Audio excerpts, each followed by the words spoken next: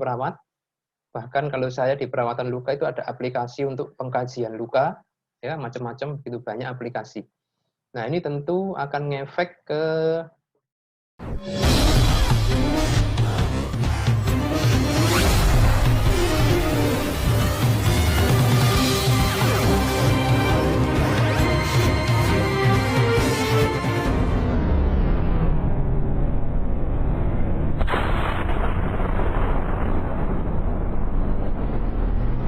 Nah, pada sesi kali ini pembahasan kita akan difokuskan pada dua teori model ya. Satunya teori, satunya model, yaitu yang pertama adalah adult learning theory atau pembelajaran orang dewasa, dan yang kedua adalah stage of change model atau disebut juga dengan trans-theoretical model. Ya, bersama saya kali ini Ahmad Hasyim Wibisono. Selama kurang lebih sekitar 50 menit ya kalau dijadwal, cuman saya biasanya sulit ya kalau menjelaskan itu on time karena kebanyakan cerita ya, jadi dimaklumi aja. Ya, sebelum kita mulai pembelajaran kita pada sesi kali ini, mari kita awali dengan doa terlebih dahulu, supaya kita mendapatkan ilmu yang bermanfaat, pembelajaran kita diberikan kelancaran ya, dan tujuan dari pembelajaran ini dapat tercapai. Berdoa dipersilakan. Bismillahirrahmanirrahim.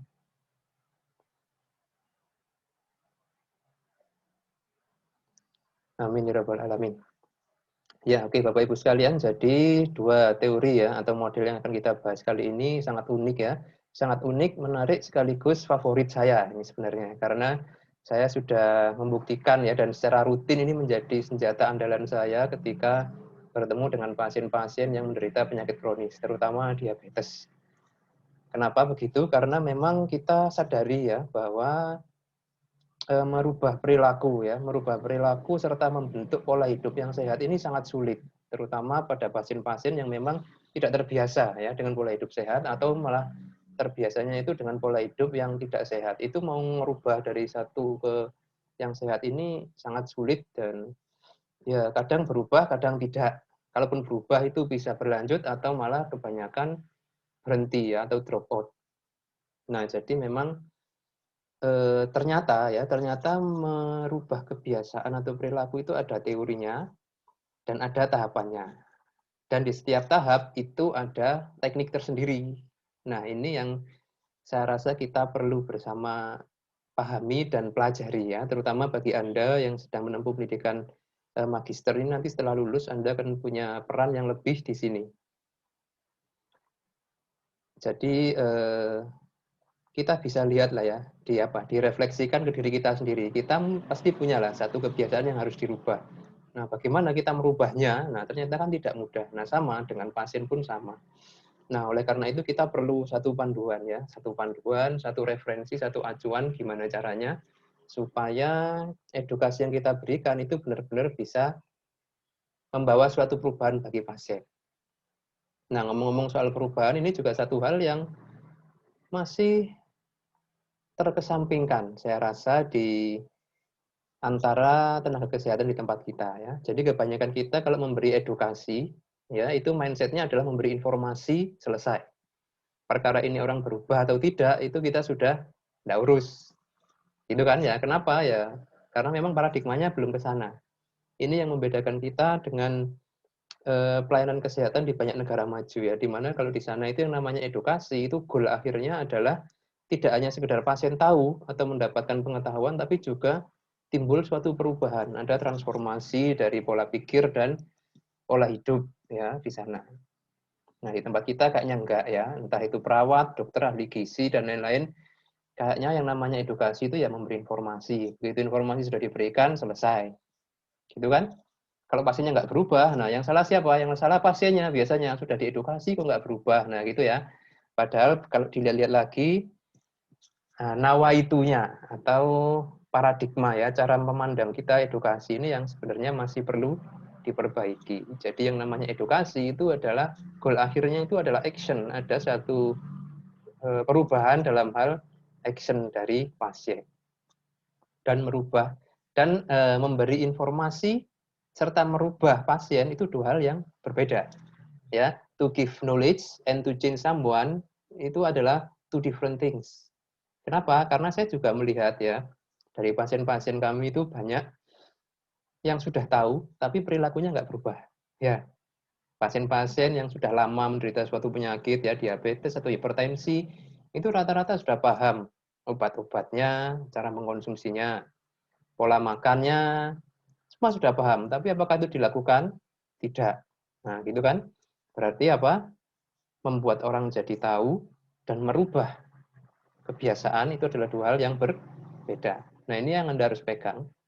Dan insya Allah ini akan menjadi pembeda ya. Anda sebagai seorang magister, postgraduate atau pasca sarjana dengan yang S1 atau yang D3, yang undergraduate itu nanti bedanya di sini. Jadi edukasi kita itu mesti bisa menghasilkan suatu perubahan dalam diri pasien, terutama kebiasaannya. Itu ya. Oke, kita masuk ke materi ya.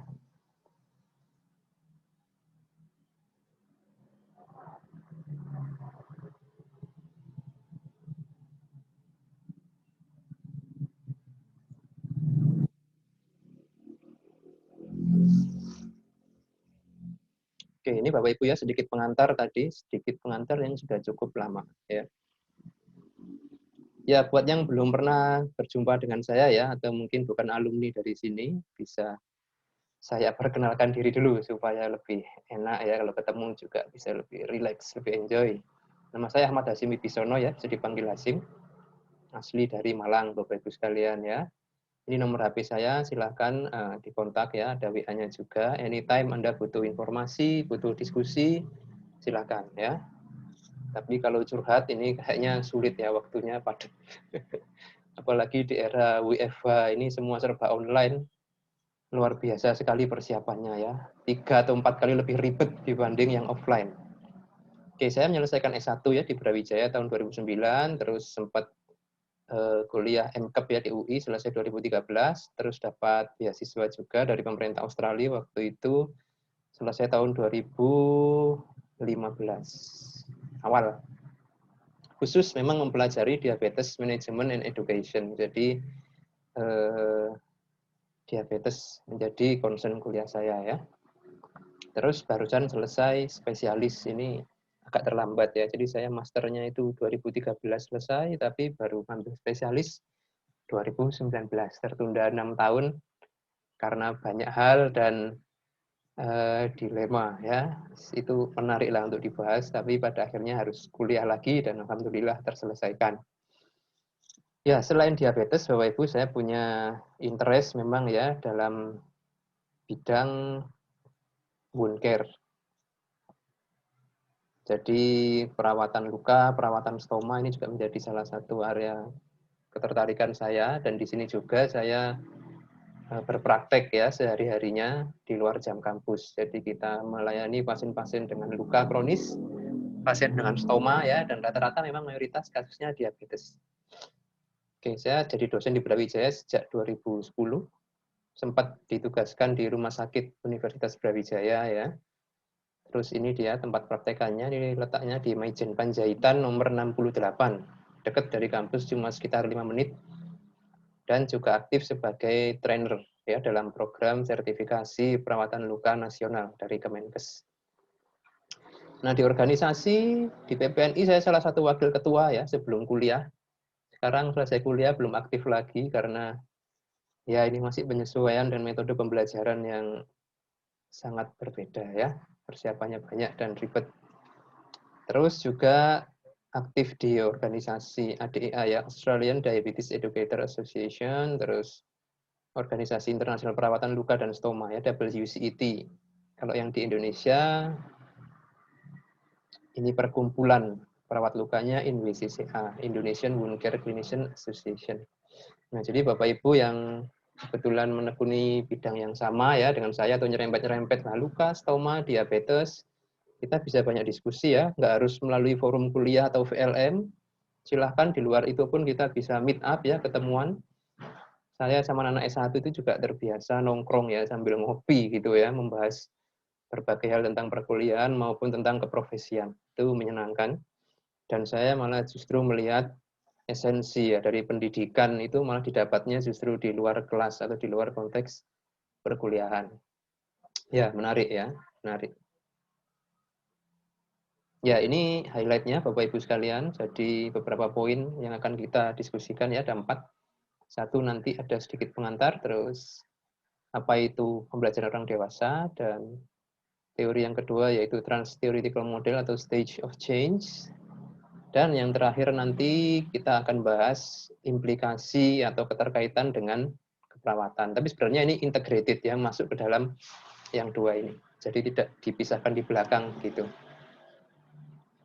Nah, Bapak Ibu sekalian, saya harap ini bisa Anda pahami dengan mendalam ya, dan benar-benar dikuasai seperti apa konteks penerapannya dalam keperawatan, baik itu di kampus sebagai pendidik, di rumah sakit ya sebagai pemberi pelayanan maupun sebagai peneliti. Karena ini semua masuk di situ dan sangat terkait.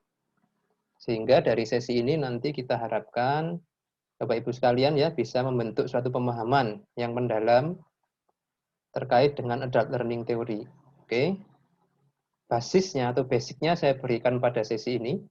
Pendalamannya nanti Anda akan capai melalui praktikum sama tugas mandiri. Ini ya. Jadi nanti saya akan memberikan perhatian yang ekstra ya terhadap hasil kerja Anda di sesi praktikum maupun penugasan mandiri ya. Jadi jangan berprasangka nanti tugas mandirinya ini hanya akan dilihat sekilas terus ditumpuk. Tidak ya. Saya akan benar-benar mencermati dan mengevaluasi seperti apa tingkat pemahaman Anda yang nanti akan menjadi dasar juga untuk penilaian. Oke, jadi makalah ini saya berikan perhatian khusus ya untuk materi saya. Nggak tahu kalau dosen yang lain. Oke, yang kedua juga sama ya, pemahaman yang mendalam terkait dengan stage of change model. Dan tentu yang ketiga ya, ujungnya, endingnya adalah Anda bisa mengkontekstualisasikannya ke dalam asuhan keperawatan. Terutama terkait dengan komponen intervensi berupa self-management education. Jadi edukasi yang bertujuan untuk membentuk self-management pasien. Manajemen diri secara mandiri. Ini insya Allah sudah dibahas di materi yang lain ya. Jadi saya tidak akan banyak ngomong tentang self-management.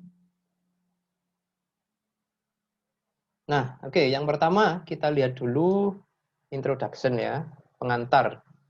Jadi di era kekinian ya, di era kekinian kondisi di Indonesia maupun dunia belakangan ini, kita lihat satu perubahan yang begitu cepat dan dramatis, terutama di area pelayanan kesehatan. Kalau kita lihat sekarang pandemi ya yang menjadi tren, pandemi COVID-19 itu benar-benar mengguncang dunia, merubah sistem pelayanan kesehatan menjadi tren di dunia penelitian maupun pendidikan. Ya, nah ini ada beberapa contoh ya di atas beberapa perubahan yang bisa kita lihat ya. Pertama adalah perubahan dalam hal teknologi. Oke, Bapak Ibu sekalian pasti sudah familiar ya bahwa sekarang kita ini memasuki era revolusi industri yang keempat. Di mana era revolusi industri yang keempat ini trademark-nya adalah digitalisasi, terus online database ya atau ada server online yang membantu ya aktivitas manusia dan tidak jarang disertai dengan AI, artificial intelligence. Nah, ini juga terjadi di pelayanan kesehatan ya. Kita melihat banyak aplikasi keperawatan beredar. Mulai dari aplikasi untuk memperoleh perawat, aplikasi untuk mengedukasi perawat, bahkan kalau saya di perawatan luka itu ada aplikasi untuk pengkajian luka, ya macam-macam begitu banyak aplikasi. Nah, ini tentu akan ngefek ke pelayanan kita ya, bentuk pelayanan ya, yang dulu masih serba manual, sekarang mulai tersenggol-senggol, beberapa bagian itu mulai ada online-nya. Bahkan mungkin yang di rumah sakit sudah ada EHR ya, Electronic Health Record ya, rekam medisnya yang elektronik. Nah, itu juga tentu akan mempengaruhi dari pemberian asuhan keperawatan kita. Oke. Yang kedua, tren masalah kesehatan juga berubah. 10 atau 20 tahun lalu di Indonesia ya, itu bintangnya ya yang prevalensi paling tinggi adalah penyakit-penyakit infeksi. Karena kita di negara tropis ya, jadi infeksi itu begitu tinggi. Ada TB, malaria, tuberkulosis, dengue fever ya atau DHF itu begitu merajalela lah di Indonesia 10 atau 20 tahun terakhir. Tapi kemudian sering berjalannya waktu diganti. Trennya ya, trennya diganti dengan penyakit kronis degeneratif. Nah, gitu ya. Jadi yang angka kejadiannya banyak itu penyakit-penyakit kronis degeneratif, misalkan diabetes, penyakit kardiovaskuler ya, hipertensi, gagal jantung, penyakit jantung koroner. Nah, itu semua kronis degeneratif atau kondisi-kondisi neurologis dan keganasan. Itu juga meningkat. Jadi kalau Anda lihat ya di rumah sakit itu Anda akan ketemu pasien diabetes itu banyak sekali. Di ruang rawat inap, di ruang hemodialisis banyak sekali. Terus di ruang penyakit dalam juga tidak jarang ya, setiap minggu itu pasti ada pasien dengan CA, ya, keganasan itu juga naik. Ruang perawatan jantung ya, CVCU. Nah, itu juga pasti ramai sekarang. Nah, seperti itu trennya. Penyakit infeksi menurun. Nah, tapi yang benar-benar baru sekarang justru naik lagi penyakit infeksi. Kali ini bukan menggantikan penyakit kronis degeneratif, tapi malah nambahi. Ya. Jadi pasien-pasien kronis degeneratif yang sudah banyak itu pada kena COVID semua. Nah, jadi kondisinya sangat runyam, ruwet sekali dan sulit dikontrol morbiditas maupun mortalitasnya. Karena pasien COVID nggak cuma murni COVID ya, jadi sudah ada kondisi kronis sebelumnya yang menyertai. Oke ya. Nah, tentu ini juga akan merubah ya paradigma kita dalam hal pelayanan keperawatan ya. Baik itu mode pemberian asuhan keperawatan maupun teknis di lapangan pasti akan berubah ya. Merawat pasien kronis degeneratif tiba-tiba switch merawat pasien COVID, suspek COVID.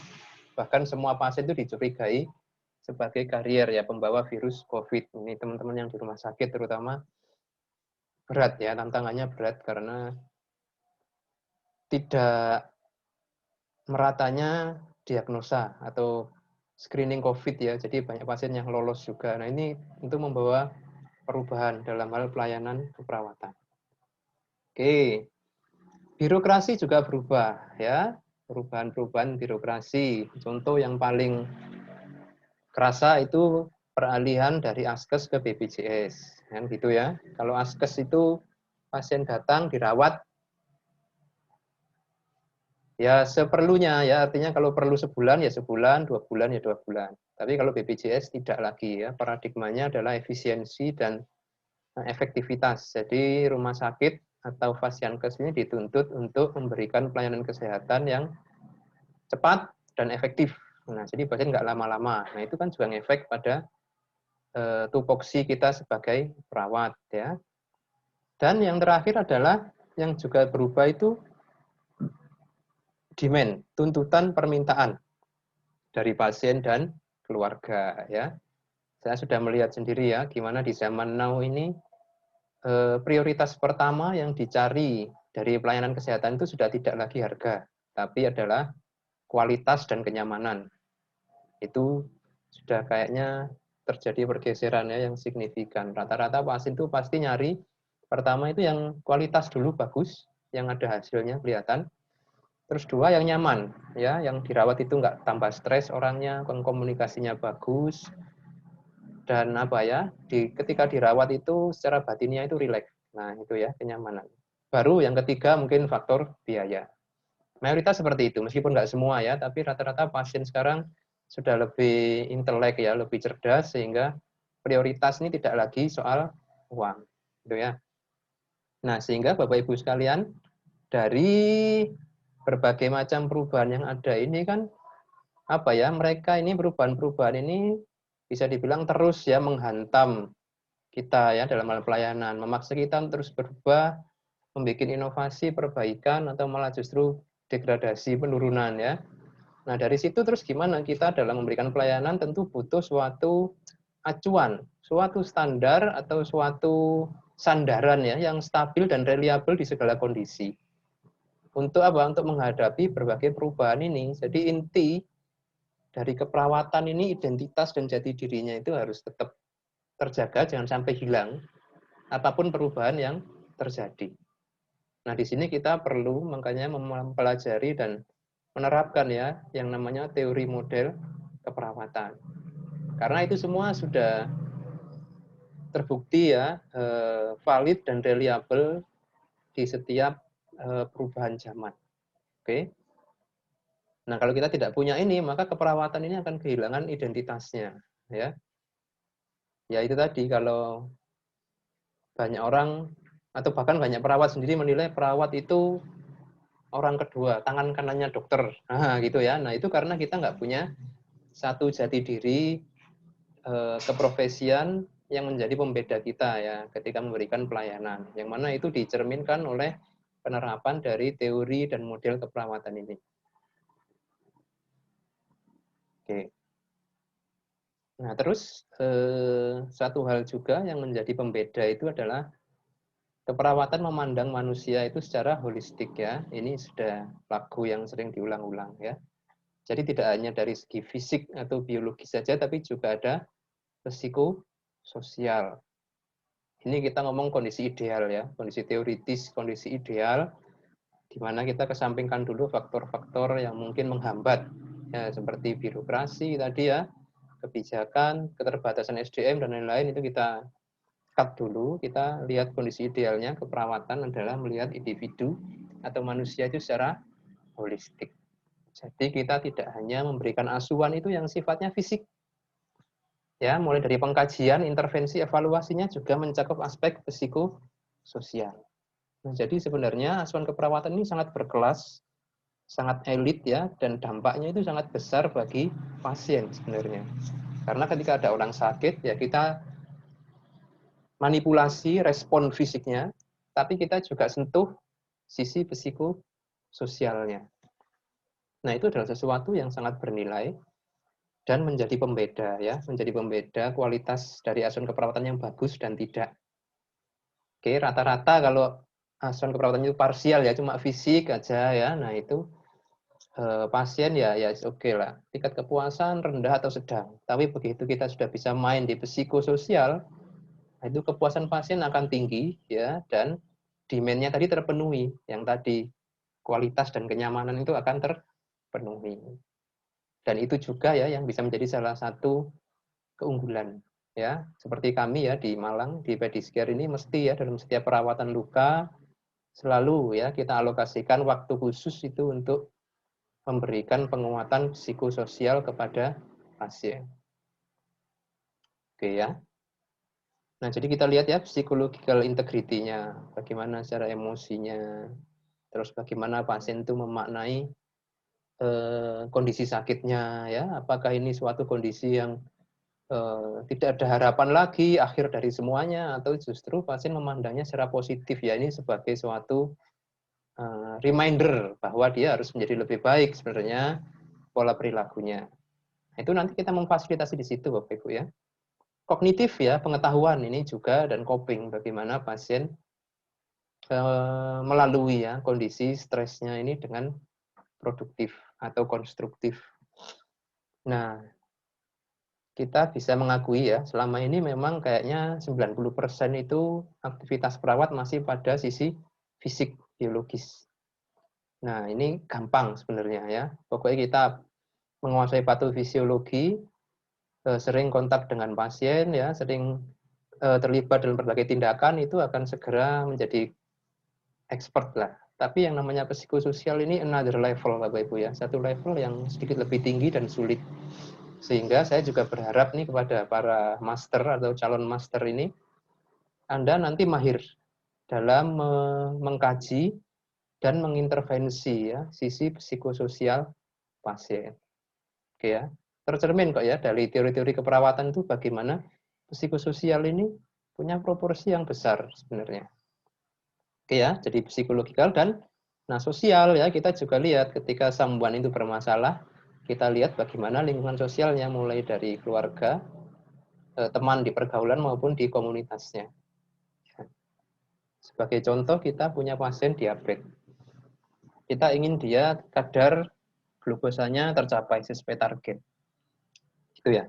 Tapi masalahnya dia tinggal di lingkungan yang memang dietnya ini tinggi kalori, tinggi lemak. Nah, kan sulit ya kita merubah satu orang tanpa mengkaji atau memodifikasi lingkungannya. Kan begitu ya. Jadi kita juga mesti memperhatikan psikososial. Nah, dari sini aja wis kelihatan ya bagaimana tugas perawat ini kompleks, begitu luas, begitu ruwet, begitu banyak. Oke, terus tindakannya juga holistik ya, ada yang tindakan mandiri, ada yang kolaboratif, bahkan ada tindakan komplementer. Ya kan? Ada tindakan yang sudah out of date, ada yang up to date. Nah, kalau Anda rajin baca evidence base, pasti setiap bulan, setiap semester itu mesti ada yang baru-baru. Dalam hal perawatan luka misalkan, mesti ada inovasi baru. Nah, itu kita juga harus menyamakan langkah ya. Oke, dan pasien safety. Kita dituntut ya, meskipun kita ini manusia, tapi kalau bisa zero mistake ya. Keselamatan pasien sangat diutamakan ya, jangan sampai ada compromise atau kesalahan di situ. Nah, dari gambaran ini juga kan kita bisa melihat ya, akhirnya muncul diagnosa keperawatan ya, di Nanda misalkan yang begitu banyak, luas dibagi domain-domain. Intervensinya apalagi NIC ya, NIC, ya, itu ada domainnya banyak dan ratusan ya, jauh lebih banyak dari diagnosa macam intervensinya itu. Nah, dari sini kan kita juga akhirnya sampai ya pada satu kesimpulan bahwa kita butuh nih satu kerangka berpikir yang mana bisa jadi acuan kita untuk memberikan asuhan yang begitu holistik dan kompleks ini, tapi tidak kewalahan dan tidak sampai ada yang ketinggalan. Ya, jadi aspek-aspek yang general ya, yang umum, yang ruang lingkupnya besar, sampai aspek-aspek yang spesifik kecil-kecil. Nah, itu kita butuh satu kerangka berpikir. Nah, di situ kita dapat polanya itu dari mempelajari teori model keperawatan maupun kesehatan. Ya, contohnya ketika Anda misalkan seseorang yang mendalami tentang teori model konseptual adaptasi. Nah, pasti langsung ketika ketemu pasien itu mengkaji ya subsistem dari teori adaptasi itu ya, mode adaptasi, fisiologis, konsep diri. Nah, itu kita langsung secara naluriah gitu loh ya. Begitu sudah menguasai dan rajin berlatih, secara naluriah langsung otomatis jalan holistik sesuai dengan teori adaptasi. Kan gitu ya. Misalkan Anda seseorang yang lebih suka kemandirian pasien. Misalkan ya, Anda menggemari teori OREM. Nah, Anda konsisten menerapkan itu. Nah, ketika ada pasien, pasti akan secara langsung ya, pola pengkajian, intervensinya itu berkiblatnya itu ke OREM. Ya, ini pasien yang butuh bantuan self care di mana ya? Yang dia bisa mandiri di apa ya? Nah, sehingga intervensi keperawatannya bisa diukur nih. Seberapa jauh kita masuk, seberapa jauh kita biarkan pasien mandiri. Contoh kalau Anda OREM ya. Atau mungkin satu lagi contoh Anda menggemari satu model itu yang begitu sistematis, tertata, terkotak-kotak dengan urut. Nah, itu teori kebutuhan dasar manusia, misalkan Virginia Anderson gitu ya. Anda punya sekian kebutuhan manusia satu persatu dikaji, diintervensi. Holistik juga sama. Gitu ya. Nah, itu nanti akan jadi pembeda juga ya, yang magister sama yang level di bawahnya itu di situ. Kita melihat pasien itu punya kerangka berpikir dan punya sistematika sendiri yang khas. Gitu ya. Nah, ini sedikit review ya. Ini saya yakin sudah didapat di mata kuliah sains ya. Ada banyak jenis teori keperawatan ya, mulai dari level filosofi ya, terus nursing teoris, model konseptual sampai middle range. Oke, yang mana semuanya ini punya unsur ya, meta paradigma manusia, sehat, lingkungan, dan perawatan. Semua selalu memandang 4 ini ya, meta paradigma ini ya. Nah, nanti Bapak Ibu ya, Anda akan bisa membaca ya keterkaitan antara manusia yang holistik dengan teori model keperawatan dan keterkaitan dengan model yang akan kita bahas ini, yaitu adult learning sama trans-theoretical model. Ya, jadi nanti trans-theoretical model sama adult learning ini akan masuk dalam komponen intervensi edukasi. Ya, lebih banyak ke edukasi atau konseling. Jadi nanti kalau Anda lihat nursing intervention classification, ya Anda coba buka intervensinya itu teaching sama konseling. Nah, nanti di situ akan masuk nih muatan-muatan dari adult learning theory sama trans-theoretical model ini. Oke. Oke, nah ini sudah saya jelaskan tadi ya. Jadi ini tinggal mengelaborasi sedikit lagi ya. Nah, nanti ya di sesi praktikum saya akan meminta Anda untuk membuat suatu mind map. Mind map itu kerangka berpikir ya, seperti kayak patofisiologi lah ya, gampangnya yang saling keterkaitan, di mana nanti coba ya Anda gambarkan manusia sebagai satu sistem yang kompleks kayak tadi itu ya, beserta contohnya. Misalkan fisik, contohnya apa sih? Diagnosa keperawatan atau masalah keperawatan. Oh, nyeri. Oh, ketidakseimbangan nutrisi kurang dari kebutuhan misalkan. Nah, nanti dari situ muncul intervensi, ya kan? Intervensinya apa aja nih untuk nutrisi? Bisa intervensi yang sifatnya fisik, maupun psikologis, maupun sosial. Oke, itu di satu sisi nih, di kandang gambar ya. Sisi yang kiri, misalkan itu poin 1 dan 2. Jadi sistem manusia yang kompleks, sampai muncul masalah keperawatan, sampai ujungnya diintervensi. Nah, nanti di sisi yang kanan, Anda coba menggambarkan salah satu ya teori model keperawatan yang Anda suka lah, misalkan adaptasi Roy. Nah, nanti bagaimana adaptasi Roy itu dikaitkan dengan intervensi-intervensi yang Anda identifikasi di awal tadi. Terus di mana masuknya adult learning theory sama trans-theoretical model. Nah, itu nanti coba digambarkan ya, keterkaitannya dalam suatu mind map. Ini petunjuk praktikumnya sudah saya upload ya di VLM, Anda bisa lihat. Nanti setelah sesi kuliah ini kita diskusi, terus masuk sesi praktikum. Oke, kita lanjutkan. Ya, kita masuk ke materi inti ya Bapak Ibu ya. Jadi yang pertama kita bahas tentang adult learning theory. Jadi teori pembelajaran orang dewasa ya.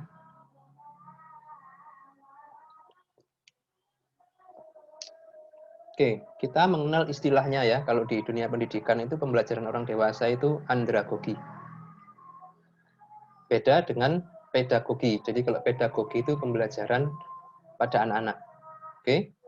Nah, rupa-rupanya konsep andragogi ini relatif baru kalau dibandingkan pedagogik. Jadi pedagogi ini adalah satu sistem pendidikan yang sudah berlangsung selama ratusan tahun ya, bahkan sebelum munculnya andragogi.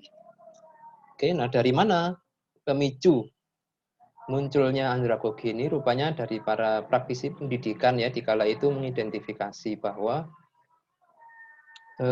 ternyata orang dewasa ini belajarnya beda ya dengan anak-anak ya. Ada beberapa hal yang membedakan cara belajar dan cara mengajar orang dewasa kalau dibandingkan dengan anak-anak.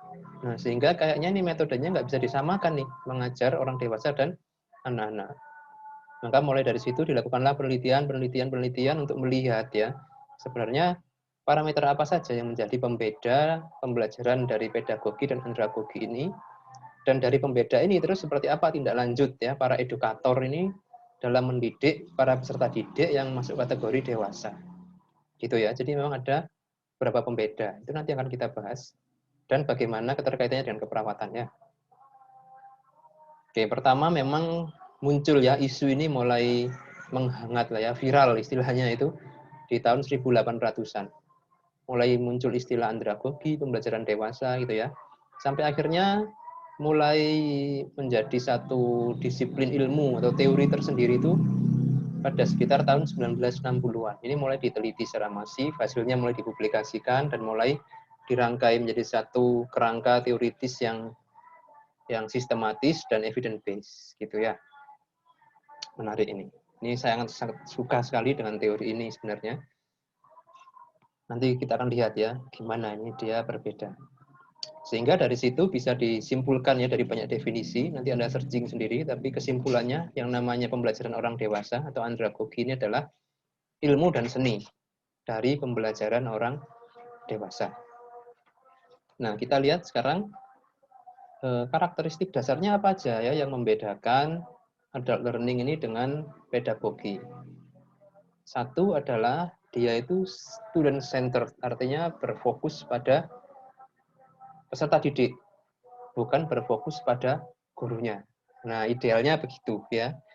Kalau pembelajaran di pendidikan dasar ya, usia anak-anak lah ya, itu yang fokus itu gurunya yang menjadi center atau motor utama. Penentu ini pembelajaran jalan atau enggak, pembelajaran tercapai atau enggak, itu semua adalah apa kata gurunya. Murid tinggal duduk diam, menerima instruksi, mengerjakan, selesai.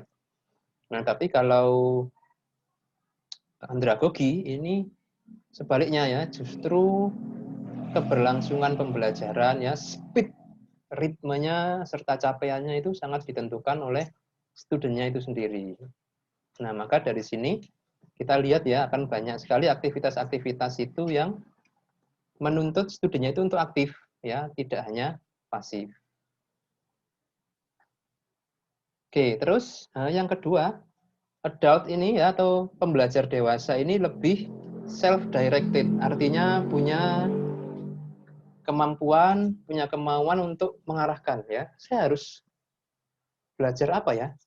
Saya harus membaca apa ya? Referensi apa yang harus saya tambah? Nah, itu karakteristik yang dimiliki oleh pembelajar dewasa. Idealnya ya. Jadi kalau Anda kok nggak seperti itu di luar pakem ya, harus dievaluasi itu diri Anda ya. Kok belajar ini nunggu disuruh gitu ya. Kalau nggak disuruh kok kayaknya nggak ada aktivitas. Nah, ini menarik diteliti ini berarti ya. Karena idealnya pembelajar yang dewasa itu mesti punya dorongan sendiri untuk melakukan sesuatu itu yang tidak hanya disuruh atau ditampilkan oleh edukator atau pengajarnya. Oke, jadi dia punya dorongan sendiri. Tuh ya. Dan independen artinya nggak tergantung sepenuhnya pada dosen, pada guru, atau pada material pembelajaran. Jadi dia punya metode belajar sendiri. Oh, saya lebih suka belajar sendiri di lingkungan yang tenang, sepi. Ada juga, oh saya lebih suka belajar itu bareng-bareng, sambil diskusi, tukar pendapat. Nah, itu contoh pembelajaran dewasa ya, jadi independen dia. Nah, sama halnya dengan pasien nanti ya.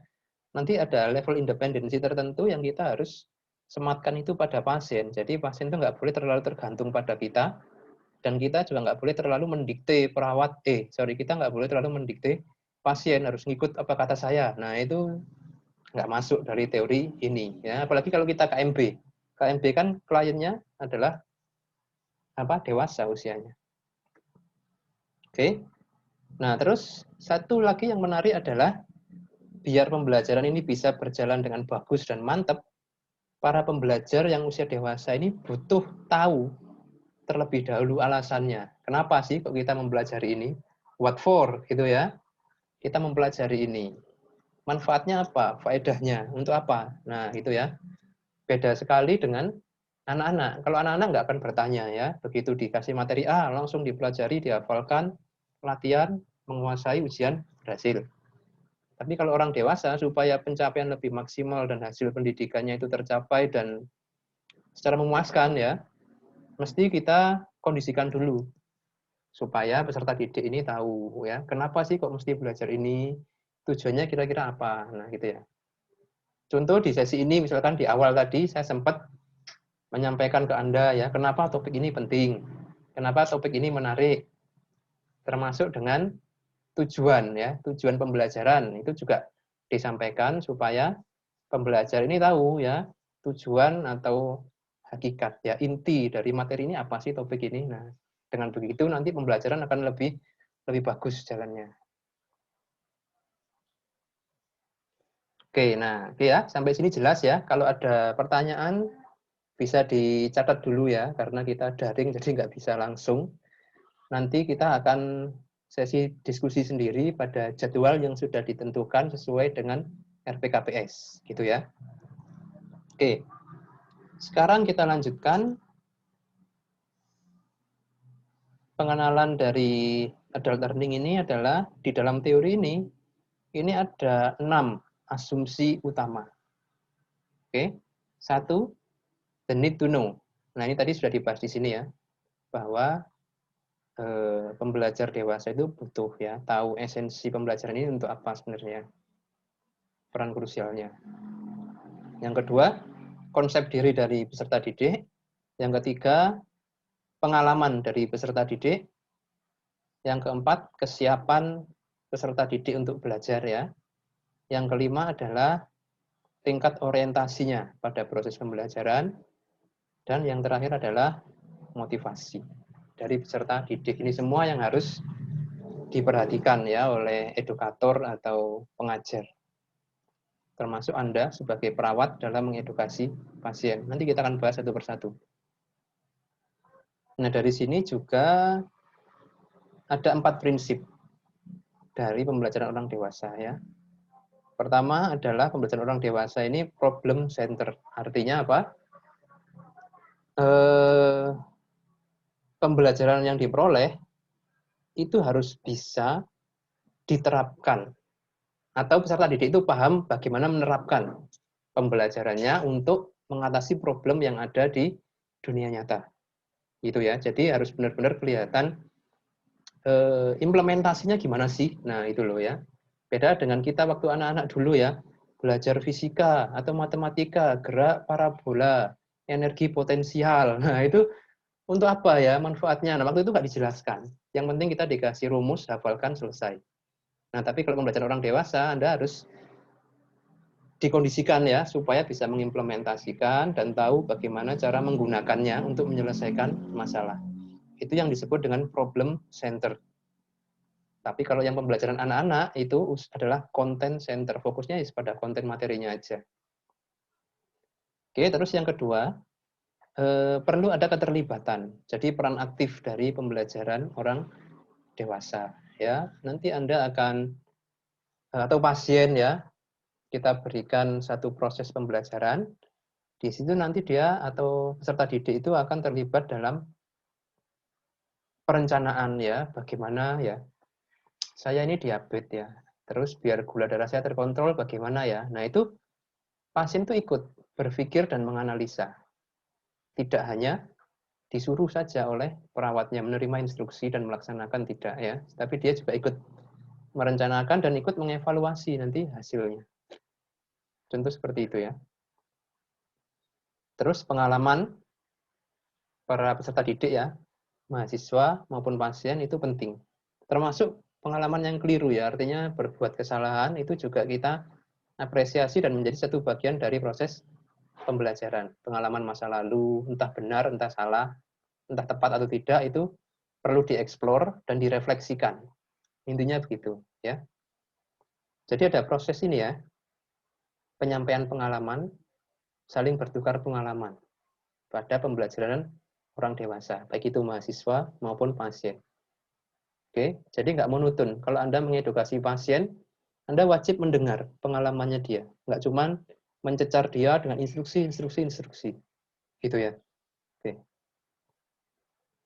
Terus, nah, yang terakhir, para pembelajar yang dewasa itu sangat tertarik mempelajari topik-topik yang punya relevansi atau punya dampak terhadap pekerjaannya atau kehidupan pribadinya.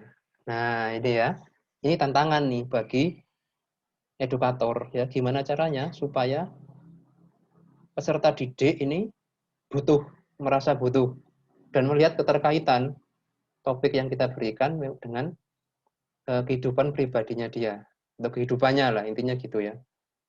Oh ya, ini menarik nih topiknya Pak Asim karena penting untuk mengedukasi pasien. Nah, misalkan ya, atau penting untuk mengedukasi mahasiswa yang bulat-bulat. Nah, gitu ya. Ternyata bisa dilakukan pendekatan ini. Nah, Anda tahu terkaitannya nanti akan lebih engage ya, lebih terkait dengan pembelajarannya, lebih connect.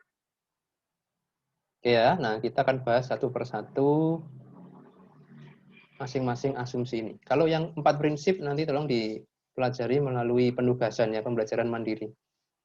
Oke, pertama the need to know why. Kenapa? Jadi peserta didik harus tahu ya, kenapa dia akan mempelajari topik ini, alasannya dan esensinya.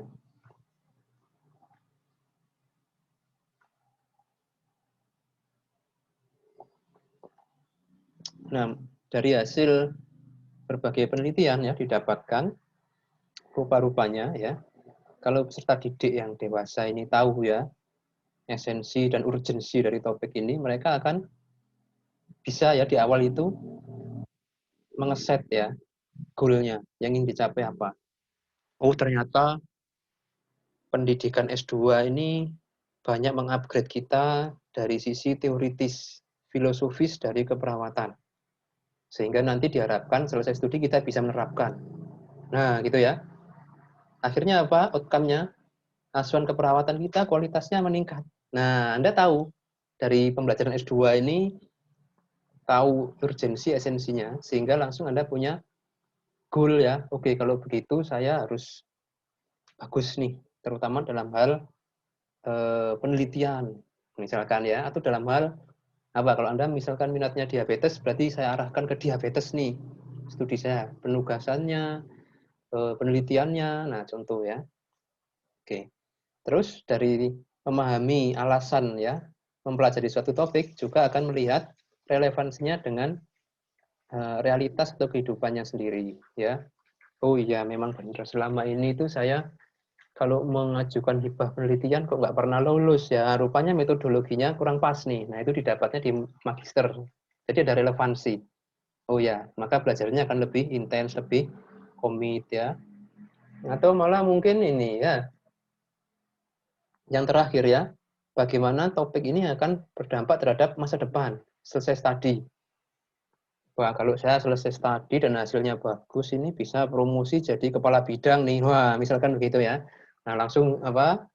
Semangat ya mempelajari, menyerap ya berbagai materi dan melakukan pendalaman secara mandiri. Nah, boleh ya.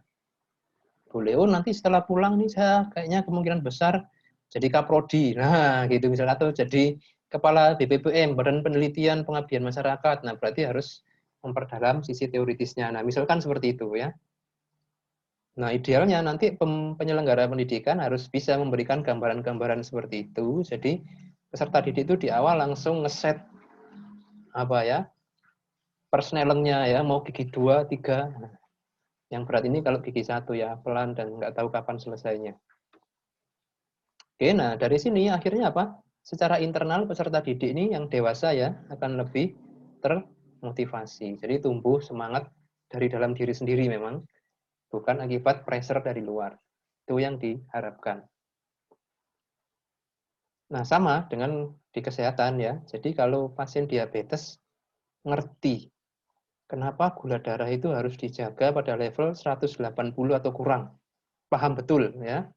Maka dia akan lebih termotivasi. Oh, saya akan menjaga gula darah saya nih supaya apa? Umur saya bisa panjang ya, nggak cepat mati karena komplikasi. Nah, misalkan begitu ya, termotivasi sendiri. Saya harus menjaga nih gula darah saya biar nggak komplikasi. Kalau komplikasi nanti saya nggak bisa kerja. Nah, misal gitu ya. Diabetes, kena stroke, wah sudah dia kepala keluarga. Nah, jadi dia tahu ya, semacam ini tahu kenapa harus mengikuti sesi edukasi, penting. Nah, itu ya. Nah, terus bagaimana kita menerapkannya ya? Di awal harus dinyatakan ya isu masalahnya melalui data. Ya. Misalkan yang mana dulu nih pendidikan ya. Di pendidikan Anda akan mengajar tentang diabetes atau hipertensi. Nah, langsung di intro Anda sampaikan pada peserta didik ya. Saat ini penyakit kardiovaskuler ini adalah yang prevalensinya paling tinggi di Indonesia. Nah, sampaikan datanya dari Riskesdas misalkan. Nah, dari situ peserta didik akan langsung tahu, ternyata penting nih kita belajar kardiovaskuler gitu ya. Sama dengan pasien juga sama seperti itu ya.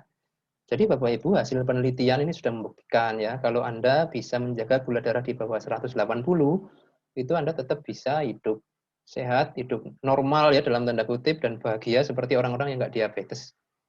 Nah, bebas komplikasi. Sampaikan datanya di awal. Oke. Terus yang kedua juga bisa diterapkan dengan ini ya, secara eksplisit nyatakan tujuan pembelajarannya. Oke, jadi tujuan pembelajaran kali ini misalkan ya, untuk membantu Anda ya lebih memahami tentang tata laksana asuhan keperawatan pasien dengan kardiovaskuler. Nah, langsung. Jadi tujuan sesi edukasi ini untuk membantu ya Bapak Ibu semua menyesuaikan nih kebiasaan selama ini dengan kebiasaan yang baru untuk mengontrol hipertensinya. Nah, contoh ya, langsung eksplisit. Dan terakhir berikan beberapa contoh ya, bagaimana sesi ini nanti ilmunya itu bisa useful, bisa bermanfaat di masa depan ya. Jadi nanti ya adik-adik mahasiswa sekalian, kalau Anda ketemu pasien dengan penyakit jantung koroner, Anda akan tahu ya, dalam kondisi gawat darurat, misalkan apa yang harus dikerjakan dulu. Nah, itu tahu.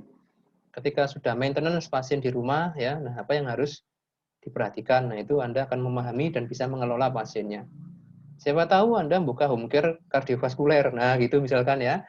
Boleh, itu nanti akan menambah motivasi dari peserta didik ya. Oke, jelas ya untuk topik yang, asumsi yang pertama. Dari 6. Kita masuk ke yang kedua. Nah, ini yang agak sulit ya. Kita ngomong konsep diri. Namanya konsep diri ini adalah sisi psikis dari pasien ya. Jadi pendidik perlu melihat bagaimana peserta didik itu memandang dirinya sendiri dan bagaimana memposisikan dirinya terkait dengan pembelajarannya. Gitu ya. Contoh yang pertama, kita lihat ya pada peserta didik kita, persepsinya dia ya tentang what to do or not to do. Jadi misalkan di awal perkuliahan ya, Anda misalkan penanggung jawab mata kuliah gitu ya, Anda melihat ya, dari peserta didik Anda ini ada yang memang dia itu begitu antusias dalam belajar. Kalau ngerjakan tugas, presentasi itu bagus. Tapi ada juga yang apatis ya, atau pasif. Nah, nggak ngapa-ngapain, disuruh nanya, diem, diminta masukan untuk diskusi, diem, terus belajarnya itu nggak begitu menguasai, tapi juga nggak berusaha mengatasi. Nah, itu ada konsep diri yang perlu diperbaiki. Nah, itu juga menjadi salah satu tanggung jawab pendidik ya untuk melihat dan mengkondisikan. Oke, terus yang kedua juga rasa bertanggung jawab terhadap dirinya sendiri. Nah, gitu ya.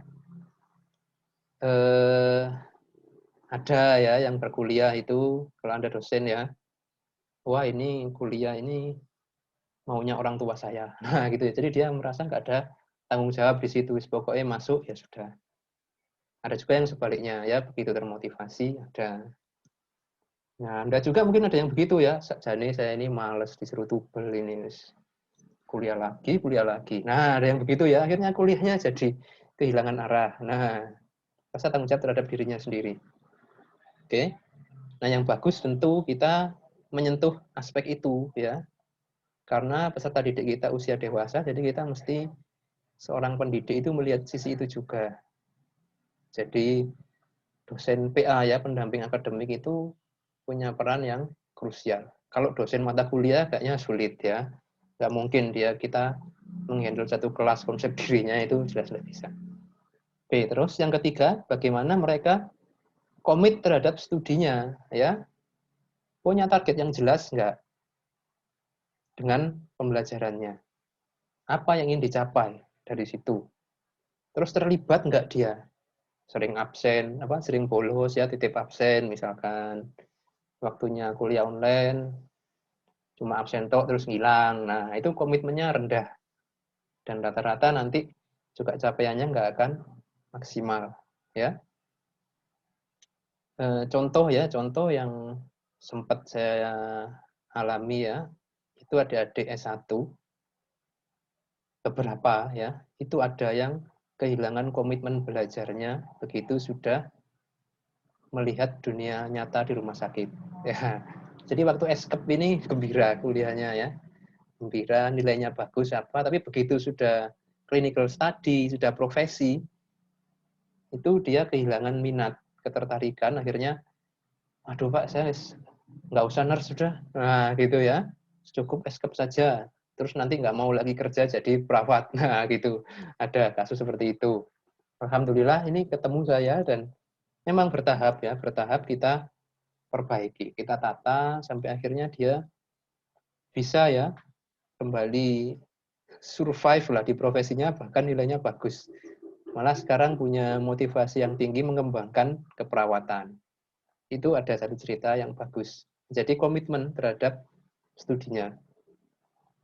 Kalau pembelajaran anak-anak kita nggak sampai ke situ ya, mungkin ya ada lah, tapi bukan satu prioritas. Jadi, tapi kalau pada pembelajaran orang dewasa ini benar-benar satu poin yang sentral. Oke, terus goal jangka panjang. Nah ini ya, goal jangka panjang pembelajar dewasa ya. Ini mesti punya visi jangka panjang dari studinya. Apa signifikansinya? Gitu ya. Oh, nanti saya pingin nih setelah lulus ini produktif dalam hal publikasi. Nah, itu bisa. Ya, yang penting Anda punya. Dan usahakan setiap peserta didik itu ditumbuhkan ya semangatnya untuk mengeset tujuan jangka panjang. Termasuk pasien, ya. Pasien juga begitu sama. Bapak ini contoh ya. Bapak ini kok saya lihat apa? Dietnya kok tidak diikuti, terus obatnya kok tidak rutin diminum gitu. Apa Anda ingin Pak, misalkan melihat cucu-cucunya ini tumbuh besar sampai wisuda, nah gitu ya. Nah kalau jenengan seperti ini nanti diabetesnya ngefek ke mata, kehilangan penglihatan gimana? Nah gitu ya. Jadi coba di-trigger sedikit-sedikit ya, bukan menakuti enggak, tapi memberi informasi apa yang mungkin menjadi konsekuensi dari perilakunya yang sekarang. Nanti dia akan mikir, oh iya ya, kalau saya kontrol diabetesnya awur-awuran gini nanti bagaimana? Nah, langsung mulai mikir. Contoh ya. Oke, nah jadi ini merupakan kalau di literatur yang saya rujuk ya, ini merupakan pondasi dari 6 asumsi itu, konsep diri. Jadi memang dari dalam diri secara internal ini memang harus ada spirit ya, ketergerakan secara internal. Itu ya. Nah, ini yang harus kita tumbuhkan ya sebagai pendidik. Terus yang ketiga ini adalah pengalaman ya. Ini unik ya, karena setiap orang dewasa itu mesti punya pengalaman hidup yang berbeda-beda sejak mereka anak-anak. Termasuk ketika ngomong diabetes, nah masing-masing Anda pasti punya pengalaman sendiri-sendiri.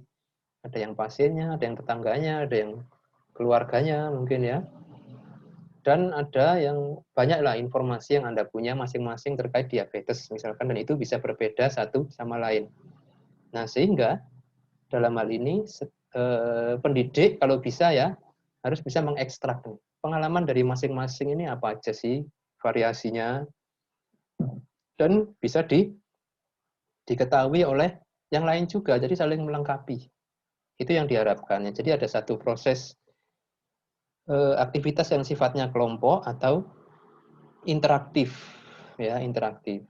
Nah, contohnya nanti ya kita dalam sesi praktikum itu nanti Anda akan ada tugas Anda ngerjakan, terus di akhir nanti kita sesi interaktif, diskusi. Contoh seperti itu nanti ya. Contoh ya, termasuk dengan pasien. Nah, apalagi ini, pasien ini penting ya. Sumber data utama kan pasien, jadi Anda harus lebih banyak mendengar. Active listening. Dengarkan pengalaman pasien, dengarkan kesulitan-kesulitannya, dengarkan keluh kesahnya, that's okay. Dari situ nanti kita akan bisa memberikan edukasi yang sesuai dengan konteks realitas dari pasien ini. Itu ya.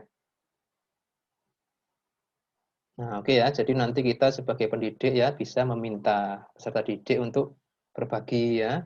Misalkan saya sedang menjelaskan tentang perawatan luka. Nah, Bapak Ibu semua ada yang punya pengalaman nggak merawat luka diabetes? Ada Pak. Nah, gimana pengalamannya? Nah, saya suka seperti itu ya. Mesti ceritanya itu asik-asik ya. Oh, lukanya dikasih bubukan kopi. Nah, ada yang begitu. Ada juga yang dikasih minyak tanah. Wah, macam-macam pasien itu ya. Ada juga yang pengalaman sendiri, ya, artinya beliau merawat, saya pakai ini Pak, hasilnya bagus. Oh ya, oke. Nah, itu kan bagus ya, ada sharing, yang lain juga jadi terekspos kan, jadi tahu. Oke ya, jadi pembelajarannya harus kolaboratif, interaktif. Sama, edukasi pasien juga begitu, harus kolaboratif, interaktif. Kita bekerja bersama dengan pasien. bukan bekerja untuk pasien, itu ya. Dalam membentuk self management ini. Oke. Dan usahakan menggunakan modalitas pembelajaran yang bervariasi. Nggak cuma kuliah saja. Pasiennya atau peserta didiknya mendengarkan aja sampai terkantuk-kantuk gitu ya. Nah, tapi ada interaktifnya, ada gambar, ada video, ada penugasan. Nah, seperti itu ya. Oke, jadi ada pengalaman ya, pengalaman yang juga diekstrak oleh pendidik. Oke, terus yang keempat adalah, nah ini juga menarik ya. Jadi kalau di istilahnya orang pendidikan ini apersepsi. Jadi sebelum mulai itu harus disiapkan dulu peserta didiknya. Contohnya bagaimana? Jadi kesiapan itu ada 3 ya. Siap secara mental, siap secara fisik, siap secara kognitif atau knowledge. Gitu ya. Kita lihat di slide ya. Pertama, siap secara mental. Nah, artinya tadi ya, mereka siap menerima ini. Oh ya, ini topik yang bagus nih. Nah, itu ya sudah ada ketertarikan, artinya siap. Oh, ini dosennya sip ini, mantap. Nah, sudah siap ya secara mental. Jangan sampai peserta didik itu baru datang, ini topik apa ya, kok istilahnya aneh judulnya. Terus udah gitu dosennya ngajarnya boring lagi, ya, ngantuk, pelan. Nah, itu secara mental sudah nggak siap, itu biasanya nggak maksimal juga pembelajarannya. Gitu ya. Jadi kita kondisikan dulu, dia ready secara mental. Gitu ya. Macam-macam tekniknya lah, nanti Anda perdalam sendiri ya. Contoh ini, contoh. Contoh ini untuk melihat ya, secara mental ini siap apa enggak. Dikasih pertanyaan yang sederhana, gimana kabarnya? Nah, gitu ya.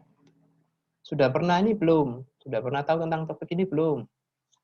Atau mungkin kita bisa berikan sedikit ice breaking atau aktivitas sederhana untuk meningkatkan antusiasme, itu bisa. Oke ya, nah terus yang kedua, siap secara fisik. Nah, kalau ini sih lebih kepada fisik ya, dan sarana prasarana, lingkungan yang mendukung. Oke, jadi fasilitas ya pastikan kalau kita mau daring seperti ini ya siap semua modulnya, multimedianya, koneksi internet siap. Ya, kalau di kelas tentu sarprasnya ya proyektor, AC, koneksi internet, termasuk noise ya apa ini, kebisingan juga harus dikendalikan. Jadi kalau kelasnya masih ribut ya, nah harus dikontrol nih. Oke. Di sebelah sana masih ada yang nyetel YouTube, di sebelah sini ada yang video call, sebelah situ ada yang TikTokan. Nah, itu secara fisik masih kacau ya. Nah, jadi harus dikondisikan dulu. Jangan sampai terlalu cuek ya. Aduh, ini sudah menjelang UAS, masih banyak utang ngajar gitu misalkan ya. Wah, ini pokoknya saya masuk menyampaikan selesailah biar cepat. Nah, itu tidak bisa. Kalau pembelajaran orang dewasa harus dikondisikan. Oke, terakhir, nah ini yang menarik adalah secara kognitif juga sebaiknya siap. Jadi peserta didik itu sudah prepare nih secara knowledge ya, secara pengetahuan. Misal sebelum kuliah ya, H-2, dikasih pretest dulu. Beberapa soal, 5. Supaya mereka baca-baca, bisa. Ya, atau silabus. Nah, silabus jangan dibagikan pas hari pertama kuliah, tapi sudah dibagikan minggu sebelumnya. Jadi mereka sudah baca dan tahu, oh minggu pertama kita ngomong diabetes. Nah, siapa tahu peserta didiknya dapat hidayah gitu kan. Baca-baca sendiri tentang diabetes dulu, baru nanti ketemu Anda kuliah lebih bagus.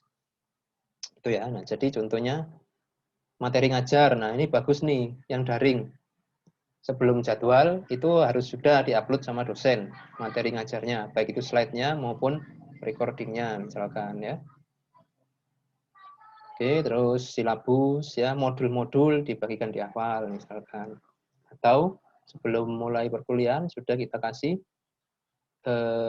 tugas membaca ya, tugas baca sebelum kuliah bisa.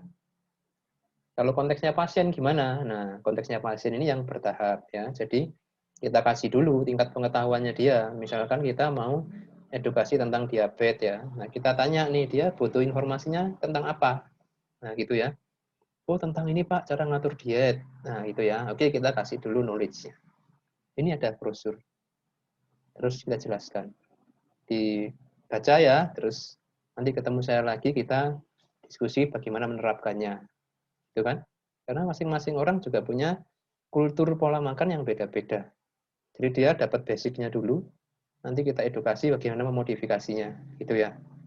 Itu contoh pembelajaran orang dewasa. Jadi bukan content oriented. Nah, di awal tadi ingat ya, tapi dia adalah problem oriented. Jadi kalau kita mengedukasi pasien diabetes, kita harus identifikasi dulu problemnya ini orang di mana. Di obatnya kah? Di motivasinya kah? Atau di dietnya kah? Nah, nanti situ yang kita kerjakan. Kalau kita konten oriented, enggak Bapak Ibu, apapun masalahnya, pokoknya saya punya konten ini, saya edukasikan. Itu namanya konten oriented. Dan seringkali itu tidak relevan dengan kebutuhan pasien. Itu ya. Asik ya. Edukasi itu menarik. Saya sangat suka sekali. Sayangnya edukasi ini nggak masuk dalam reimbursement ya. Nggak termasuk kinerja kayaknya. Yang masuk kinerja itu tindakan-tindakan yang fisik. Buat luka, masang infus, injeksi, dan lain-lainnya. Oke, asumsi yang kelima. Asumsi yang kelima ini adalah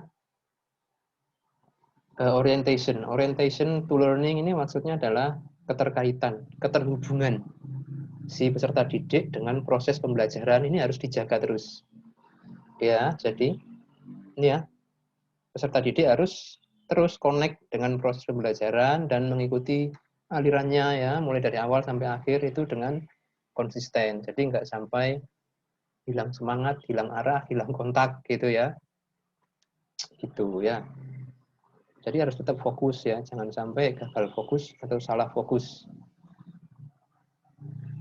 Oke, nah gimana caranya biar tetap connect ya dengan pembelajaran? Nah, harus ada activity ini, kalau istilah dia itu adalah authentic learning activity. Aktivitas pembelajaran yang aktual. Jadi bukan hanya duduk diam dan menyimak, tapi ada something yang mereka lakukan, yang dikerjakan ya. Contoh kalau di pembelajaran ya, di kampus, buat case study. Nah, itu ada teori. Case study ini adalah keterkaitan teori dengan dunia nyata. Dia bikin. Atau kita kasih case study, student mengerjakan. Bisa. Ya, problem solving juga bisa dikasih skenario nih. Skenario kasus pasien dengan kesulitan, gimana. Nah, didiskusikan. Pasien datang dengan luka yang terinfeksi. Pasien menunjukkan tanda-tanda sepsis. Nah, bagaimana tata laksana? Nah, diskusikan dengan kelompok, bagus. Atau yang unik juga adalah conducting interview. Jadi kita paparkan peserta didik dengan expert atau orang yang mengalami secara langsung ya. Anda bikin interview dengan perawat luka. Anda bikin interview dengan pasien dengan luka. Nah, itu nanti untuk dapat insight ya, untuk dapat chemistry-nya secara lebih bagus lagi terkait topik yang dipelajari.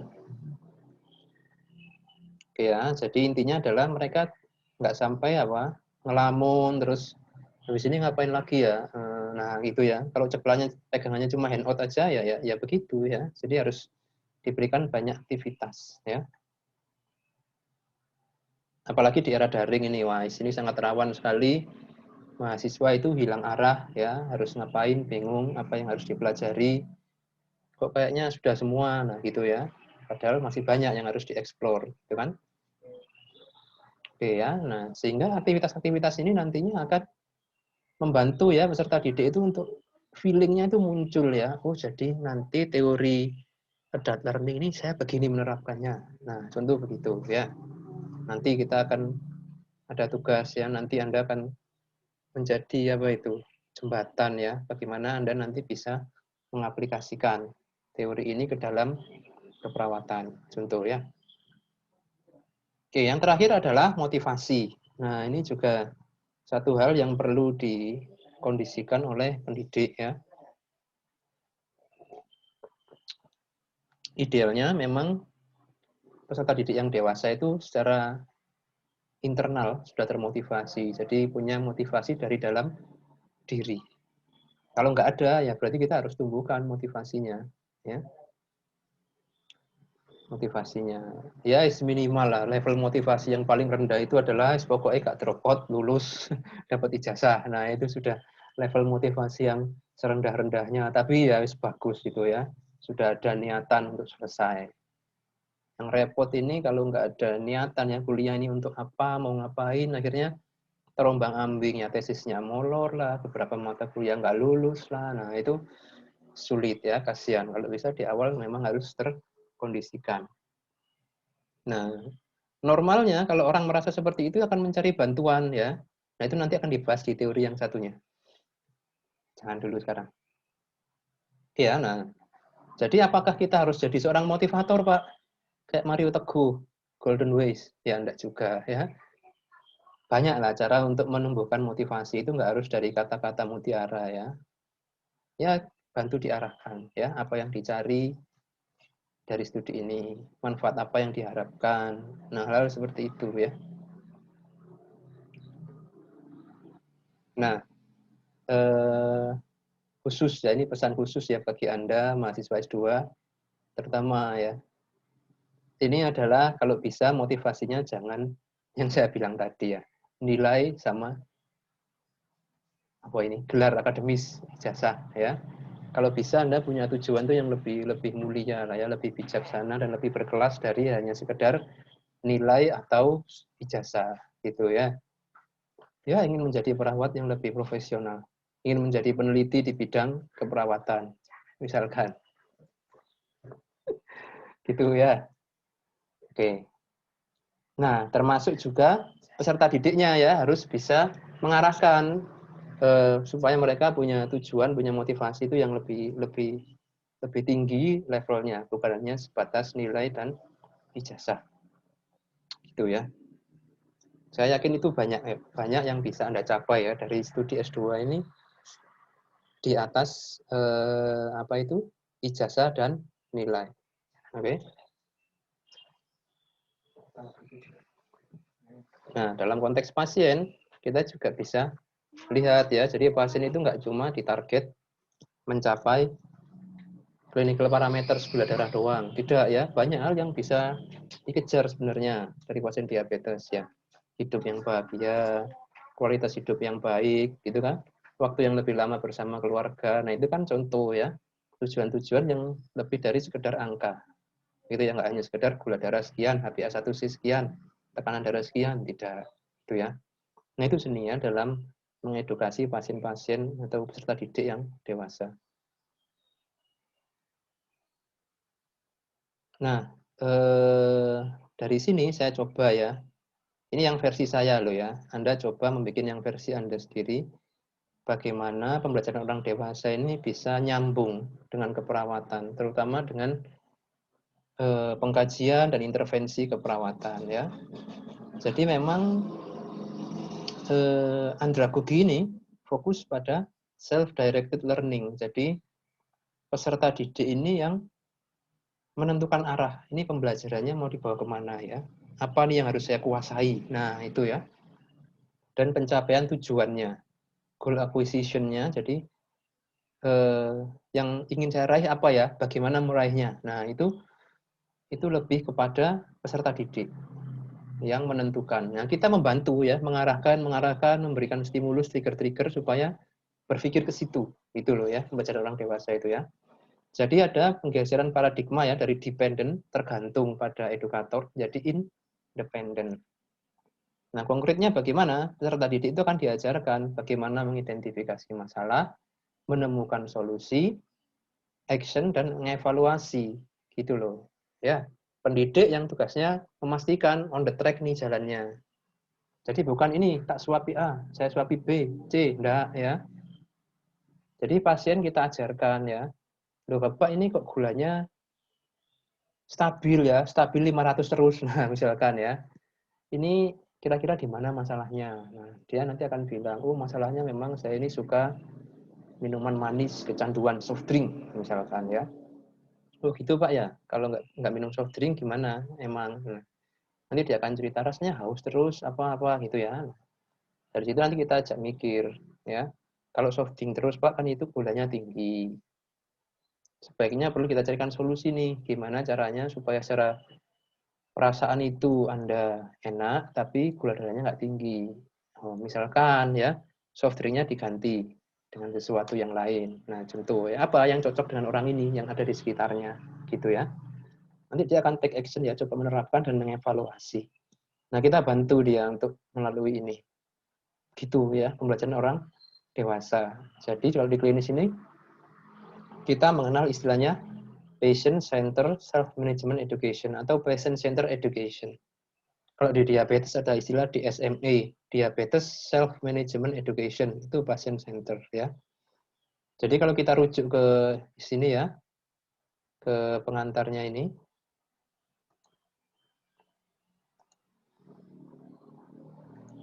slide yang sebelumnya ya. Nah, jadi kita harus mengidentifikasi ya, membantu dia untuk mengidentifikasi problemnya dia itu apa ya. Terus kita ajak dia merencanakan, kalau gitu gimana nih enaknya solusinya yang sesuai dengan Anda. Ya, contoh seperti itu. Oke ya, kita dengarkan pengalamannya dan jangan lupa kita tekankan ya hal-hal yang kalau Anda melakukan ini nanti manfaatnya seperti ini loh, bagus loh. Nah, gitu ya. Contoh ya. Oke ya. Ini sedikit ilustrasi ya bagaimana adult learning ini bisa diterapkan dalam pendidikan maupun edukasi pasien.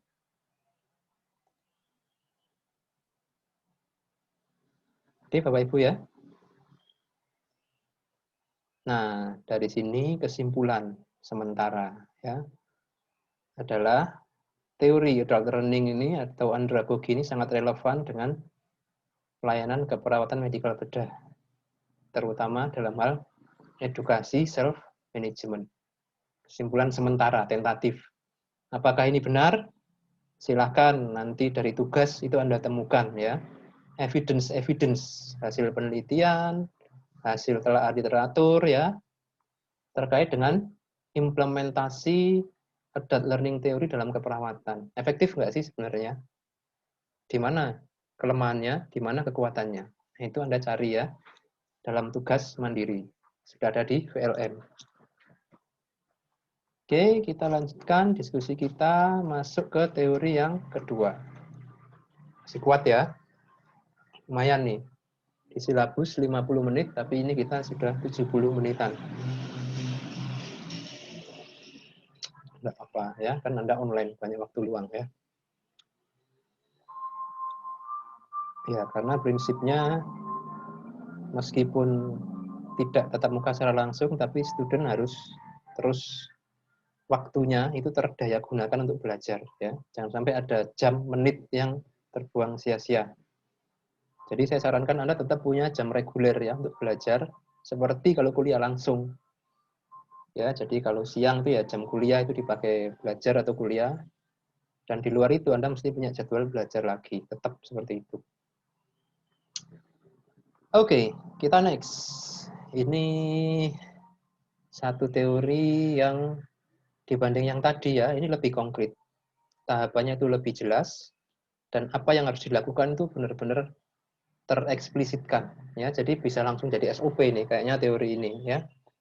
Dan saya juga sangat sering menggunakan ini ya. Jadi kalau adult learning tadi itu skopnya lebih general ya, lebih luas dan banyak fleksibilitas. Tapi kalau stage of change ini langsung ada step by step-nya.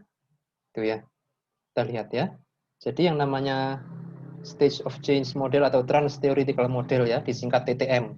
Nah, kita pakai istilah TTM aja sepanjang sesi ini ya. Teman tapi model. Itu ya, trans theoretical model. Jadi model ini adalah model yang menjelaskan dan memprediksikan sekuensi dan keberhasilan ya dari perubahan perilaku seorang individu yang dewasa. Oke, jadi menjelaskan atau memprediksikan tahapan atau keberhasilan dari perubahan perilaku seseorang dewasa. Oke ya. Kalau kita ngomong tahap berarti ada tahap A, B, C, D gitu ya. Ya, ini juga akan menjadi satu penjelas ya jawaban. Kenapa kok perubahan pada pasien ini macet ya? Nah, gitu ya. Anda sudah mengedukasi pasien ya. Awalnya sudah bagus, kayaknya nih orang sudah berhasil nih ada motivasi untuk berubah. Tapi kok realnya kok enggak berubah ya, tetap aja nah stuck nih. Nah, kita bisa menggunakan teori ini salah satunya untuk mengevaluasi. Oke, nah dan sudah banyak diteliti ya efektif dalam perubahan perilaku di dunia kesehatan, seperti mengurangi merokok, mengontrol berat badan, ya,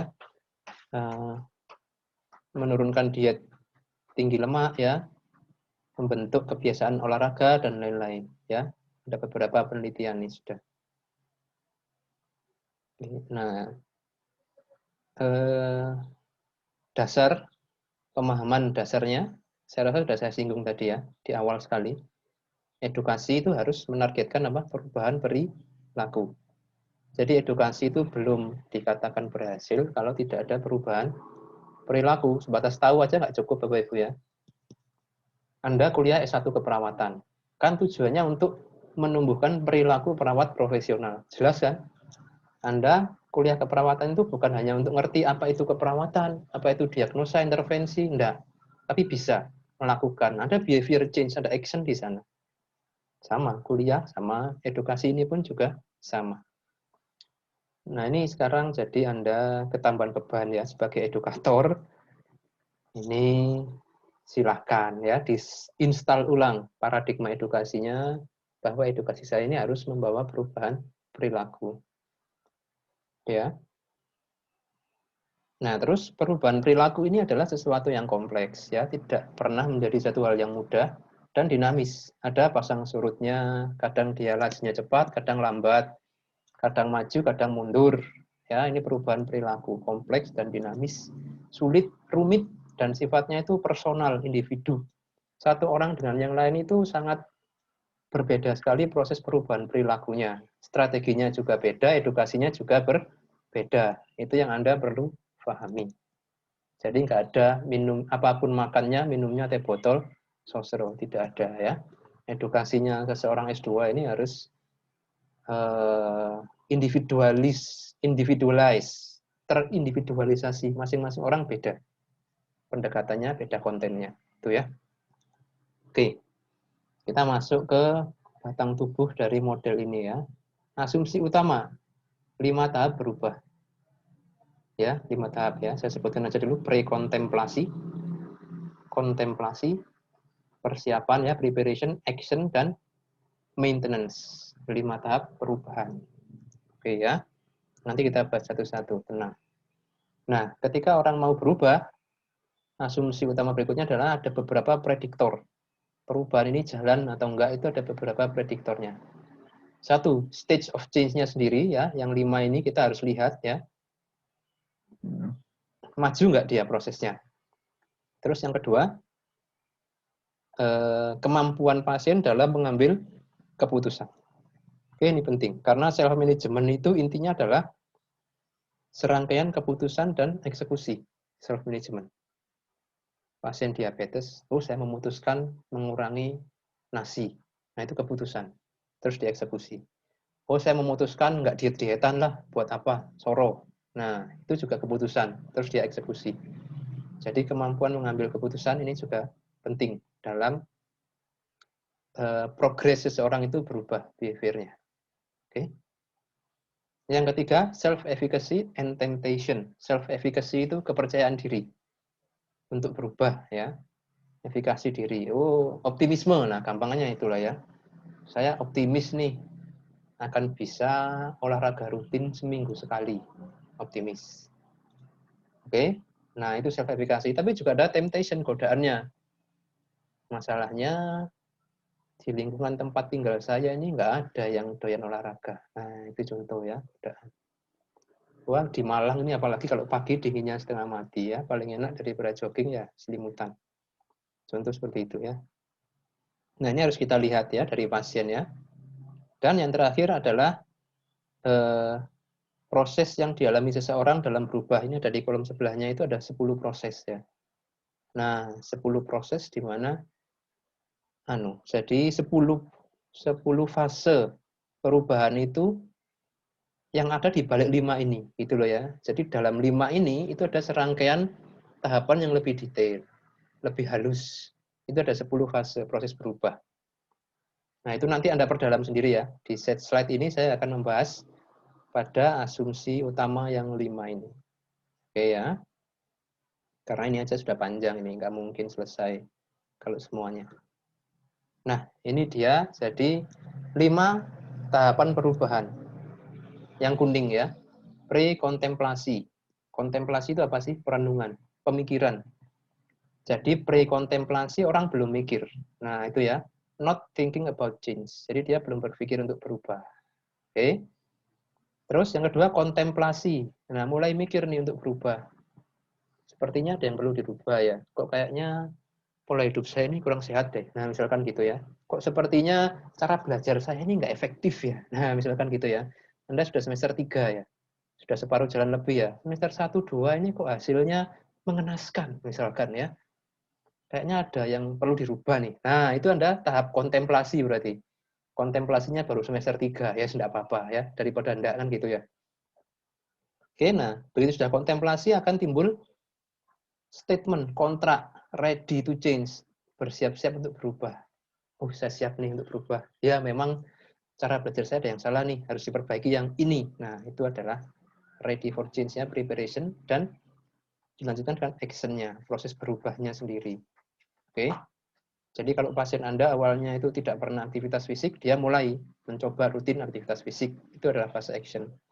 Dan yang terakhir adalah maintenance. Jadi apa yang sudah diupayakan ini dipertahankan menjadi suatu kebiasaan baru yang permanen.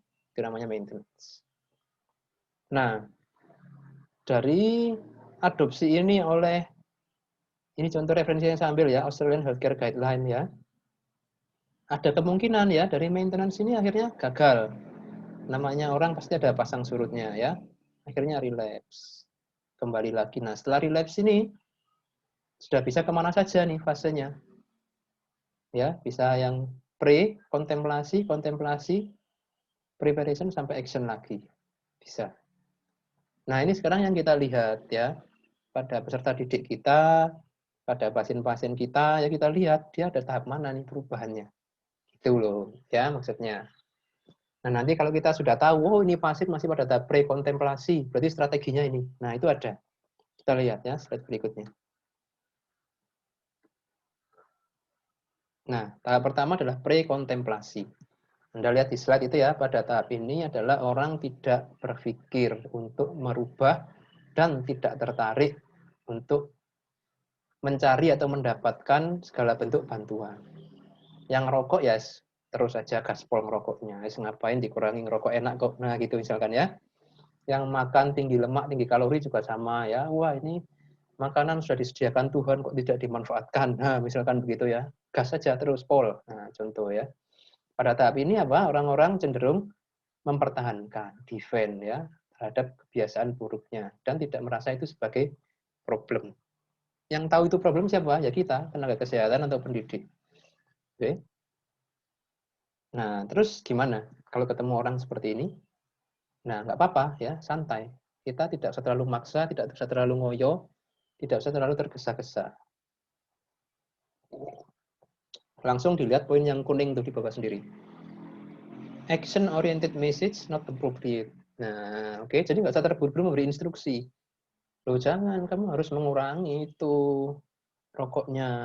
Nah, nggak bisa, nggak tepat ya, nggak akan berhasil. Jadi yang disarankan apa? Reflective listening. Jadi kita stimulasi dia untuk melakukan refleksi diri. Ya, refleksi diri. Jadi kita lihat, memangnya dengan makan yang tidak teratur seperti itu, apa sih manfaat yang kamu dapat? Nah, gitu ya. Oh, ini manfaatnya saya enak, hidup saya enjoy, dan lain-lain. Oh ya, itu kan yang kamu rasa ya, kayaknya enak lah memang. Perasaan seperti itu yang dicari semua orang. Tapi faktanya apa yang terjadi dengan badan kamu? Nah, misalkan begitu ya. Refleksi aja ya, kita nggak usah ngejudge atau apa, biarkan dia melihat sendiri. Oh iya ya, kok badan saya tambah melar ya? Nah gitu ya, celana pakaian tambah sempit ya. Nah misalkan begitu ya, nafas tambah ngos-ngosan. Nah misalkan begitu, contoh ya. Kita harus ada empati. Ya memang empati, Anda tahu ya, memahami perasaan orang. Jadi ya kita lanjutkan contoh yang tadi ya, misalkan ketika dia memang hobi makan ya, ya memang enak makan itu. Saya juga senang makan. Berempati kan memang. Cuman, nah kita lanjutkan dengan effective questioning, pertanyaan yang punya efek konstruktif ya. Cuman ya masa mau makannya gila-gilaan, di-los terus. Nah, gitu ya. Meskipun nggak gila-gilaan tetap bisa enak ya kayaknya makan itu ya. Nah, contoh begitu ya. Oke ya. Nah, nanti kalau dia mulai mulai engage ya, terlibat dengan diskusi, mulai ada respon yang bagus, baru kita masuk ke berikutnya ya. Berikan informasi yang objektif ya terkait kondisinya. Kalau yang dari saya baca sih ya, dari artikel kesehatan ini atau dari textbook ini misalkan ya, kalau kalori berlebih itu bisa merusak pankreas, jadi diabetes. Nah, ini bukan saya yang bilang loh ya, tapi dari buku. Ya, silakan kamu mau baca apa enggak. Lek mau baca ini tak pinjemi, misalkan begitu ya. Boleh. Santai jadi kita mengedukasi itu. Nah, dari situ baru nanti kita explore dia ya. Nah, jadi sebenarnya apa sih gitu ya yang membuatmu itu kok malas berubah atau mungkin kok seperti ini kebiasaannya, nggak mau nyoba untuk mengurangi. Nah, dieksplor.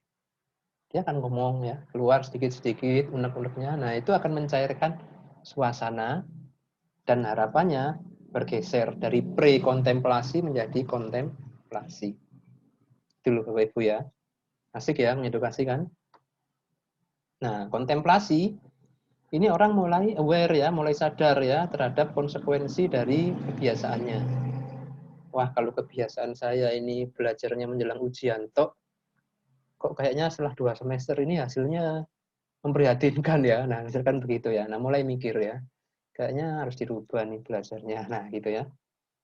Dia mulai apa? Menimbang-nimbang ya. Fase galau lah kontemplasi ini ya. Mulai menimbang, berubah nggak gitu ya, ambivalen. Berubah. Jadi memang lagi galau nih, move on nggak dari kebiasaan yang lama. Nah, terus kita bagaimana kalau kita identifikasi pasien kita seperti ini? Nah, yang pertama adalah yang disarankan, anjurkan dia untuk menerima dulu problem ini ya, sebagai satu hal yang memang eh, terjadi pada dia dan tidak perlu terlalu dipusingkan gitu loh. Karena akan ada solusi dan kita siap membantu untuk memecahkan solusinya. Gitu loh ya, ketika ada mahasiswa atau teman Anda misalkan, ya memang sulit kuliah di Magister Keperawatan Brawijaya ini aku juga merasakan gitu ya. Ya memang ini masalah kita bersama lah gitu ya. Tapi mesti ada solusi lah. Ya apa ya enaknya kita bicarakan. Nah, itu contoh ya. Itu contoh ya. Oh, Bapak ini ya, Pak ya. Oh, sudah terdiagnosa diabetes ya misalkan ya. Oh ya, enggak apa-apa, Pak. Orang diabetes itu banyak gitu ya. Banyak orang diabetes, Pak, dan yang diabetes tapi sehat juga banyak. Nah, gitu loh ya. Jadi masalah ini sudah jadikan bagian dirinya, jadikan teman gitu ya. Nggak usah dimusuhi.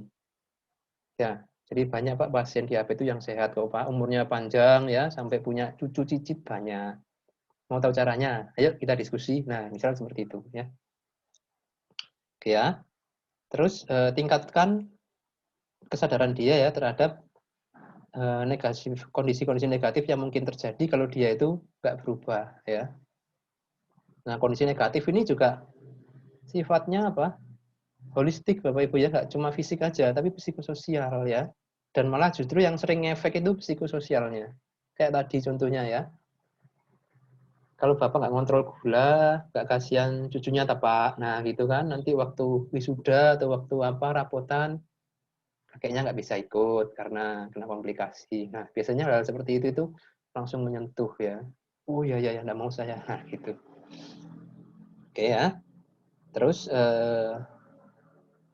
ajak pasien diskusi ya, bagaimana situasi Anda sekarang itu akan berpengaruh terhadap penyakitnya. Itu ya. Jadi kalau misalkan, oh kalau Bapak tetap makan tinggi lemak ya, tinggi garam, ini nanti kalau dari teorinya sih Pak, nanti tekanan darah akan naik terus. Nah kalau tekanan darah naik terus bisa ngefek ke ginjal, ke otak. Nah misal seperti itu ya. Contoh ya. Nah yang terakhir ini yang paling penting ya. Berikan apa? Optimisme. Optimisme dan berkuat efikasi diri. Ya, gampang kok Pak caranya ngontrol gula darah itu. Asli gampang. Nah, itu ya. Tidak ruwet seperti yang Anda dengar. Saya punya tips-tips sederhana gimana ngontrol gula darah. Yang penting Bapak mau komitmen. Nah, itu contoh ya. Ada optimisme. Kalau mau Pak, saya kenalkan nih sama pasien saya yang berhasil. Ya, kondisinya dulu sama kayak Bapak, tapi sudah berhasil mengontrol gula darah. Nah, bisa. Oke, nah masuk dia ke tahap yang ketiga. Ya, tahap yang ketiga ini sudah ada akad nih, komitmen. Oke lah, saya akan berubah. Dia bisa melalui fase prekontemplasi dengan tepat ya. Saya akan berubah ya, dia mulai ada statement nih, ini harus ada yang diperbaiki nih, I've got to do something nih. Ini serius nih, nggak bisa dibiarkan terus. Nah, gitu ya. Harus ada yang diperbaiki nih, apa ya yang bisa saya lakukan dulu ya. Nah, ini sudah pertanda yang bagus. Berarti dia masuk tahap yang ketiga. Nah, dalam tahap ini dia sudah mulai aktif nih, mengumpulkan informasi ya, ketemu dengan tenaga kesehatan, minta tips-tips edukasi, browsing-browsing, cari informasi. Nah, sehingga pada tahap ini kita encourage ya. Oh ya Pak, ayo Pak, semangat Pak, kita bisa lakukan bersama. Saya sebagai perawat nanti saya sudah terlatih nanti Bapak saya ajari, gampang kok. Nah, gitu ya. Terus juga empati ya. Ya memang kadang itu tidak mudah Pak, pasti ada kesulitan, ada penyulit lah, ada penyulit. Tapi setiap penyulit mesti bisa dicari solusinya kok Pak, tenang. Gitu ya. Terus sudah mulai dia dikasih nih goal setting. Misalkan, oke Pak, gimana kalau di awal ini kita mengontrol gulanya dimulai dengan olahraga dulu. Kalau diet kayaknya Bapak sulit ya, olahraga dulu 2 hari sekali kira-kira gimana Pak? Olahraganya yang ringan-ringan aja, jalan pagi. Kan selama ini nggak pernah nih. Nah, contoh ya, mulai ada target goal. Oke, dan kita support apa? Perilaku-perilaku yang self-efficacious. Artinya apa? Perilaku yang pasien itu pede untuk melakukan. Jangan yang maunya kita, bukan. Tapi apa yang pasien pede untuk lakukan. Waduh, kalau seminggu 5 kali kayaknya kok berat ya. Sih rotok males saya. Oh ya enggak apa-apa gitu ya. Bapak optimisnya berapa kali seminggu? Oh, seminggu olahraga itu 2-3 kali lah saya kayaknya optimis bisa. Oke, sip. Nah, 3 kali Pak ya seminggu olahraga. Contoh. Bisa. Itu namanya eh, pasien center ya. Artinya rekomendasinya itu ya sesuai dengan optimisme dan kondisi pasien. Bukan maunya kita, bukan katanya teori. Teorinya bilang dia harus olahraga seminggu itu 5 kali.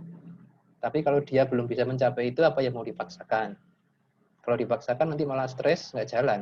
Ya, tuh ya. Jadi di sini ada proses ya. Yang tadi prinsip adult learning masuk juga nih. Berarti kan pasien mengidentifikasi masalah, memformulasikan solusinya sendiri. Gitu ya. Masuk ya. Oke, seru. Nah, yang keempat ini action. Dia sudah komit, sudah punya target, OTW melakukan, sedang. Nah, jadi dia percaya diri ya, punya kemampuan untuk berubah, dan secara aktif terlibat ya, secara bertahap. Merubah perilakunya dengan berbagai macam pendekatan yang sesuai dengan kondisinya sendiri. Sekali lagi ingat, sesuai dengan kondisinya sendiri, bukan maunya perawat, bukan kaku dengan teori. Bukan. Nah, dalam tahap ini, ketika action ini, dia akan lebih terbuka ya, menerima bantuan ya, dari tenaga kesehatan maupun dari sesamanya. Nah, ini menarik ya, makanya di model keperawatan kronis ya, chronic care model itu ada community, komponen dari chronic care model ya. Dari community itu termasuk di dalamnya adalah sesama penderita. Oke. Nah, dari sini langsung ya, rekomendasinya lebih teknis nih. Stimulus kontrol. Nah, hindari hal-hal yang menggoda dan tingkatkan hal-hal yang memotivasi. Contohnya kalau dia tentang olahraga ya, hindari terlalu bermalas-malasan. Caranya gimana? Ya jangan tidur terlalu malam supaya pagi bisa olahraga, tidak males contoh. Dan tingkatkan apa? Motivasi, hal-hal yang meningkatkan motivasi. Contohnya apa? Ini nih kalau yang terkinian ada ini nih, smartwatch ya, jam tangan yang ayo Pak, ini smartwatch-nya sudah ini nih, sudah punya kan? Sehari sekian kilometer ya, misalkan. Tuh. Bisa ya. Atau olahraga melewati rute-rute yang disukai, yang banyak kulinernya. Wah, itu problem kalau itu ya. Nanti nggak jadi olahraga, malah jajan cilok. Oke, terus latihan skill ya. Nah, karena dia sudah implementasi, maka skillnya kita ajarkan ya. Misalkan kita mengedukasi pasien yang bermasalah dengan insulin. Nah, dia sudah mau nih suntik insulin, awalnya nggak mau. Nah, maka kita ajarkan cara injeksi yang benar. Contoh ya, boleh pakai leaflet, boleh praktikum langsung. Silahkan, modalitas harus bervariasi kan tadi, kata dan learning theory. Oke, terus kita bisa kasih technical instruction, jadi apa kayak SOP ya. Langkah-langkah berolahraga pada pasien diabetes. Nah, itu bisa ya. 10 menit pertama intensitas ringan, jalan pelan. 10 menit kedua tingkatkan kecepatan. 10 menit ketiga perlahan dikurangi. Nah, contoh. Jadi sudah ada SOP-nya untuk dia lakukan. Oke, ongoing coaching and support. Nah, ini terus ya, jangan sampai hilang kontak ya. Pasien selama implementasi harus kita eh, kita dampingi terus ya. Kasih tips terus, kita dengarkan responnya, gimana evaluasinya, perasaannya gitu ya. Ya, ini teorinya ya. Kalau di rumah sakit kayaknya jelaskan mungkin. Anda di puskesmas kayaknya juga sibuk ya, banyakkan program dan lain-lain. Terus di mana menerapkannya ini? Ya, enggak tahu. Nanti Anda inovasi ya. Gimana Anda bikin inovasi supaya proses yang sudah kita bahas ini bisa terterapkan dengan bagus. Itu ya, saya sudah punya implementasi dan penerapannya dan berhasil. Tapi itu kan versi saya ya. Sekarang versi Anda harus punya. Nanti bagaimana penerapannya. Nah, yang terakhir maintenance ya. Maintenance ini artinya dia actionnya itu sudah berjalan terus menjadi suatu kebiasaan yang bukan lagi kebutuhan atau bukan lagi kewajiban, tapi sudah menjadi kebutuhan. Lek butuh itu kalau nggak dilakukan nggak enak kan begitu. Nah, ini yang kita harapkan ya. Jadi dia bisa menghindari berbagai godaan untuk kembali ke kebiasaan lama. Ya, nah terus dia bisa mengantisipasi situasi-situasi yang rawan memicu relapse atau kekambuhan. Contoh misalkan pasien saya punya riwayat masalah itu hipoglikemi berulang. Nah, contoh ya, kita berikan edukasi, secara bertahap kita rubah perilakunya, nah dia bisa mengantisipasi akhirnya.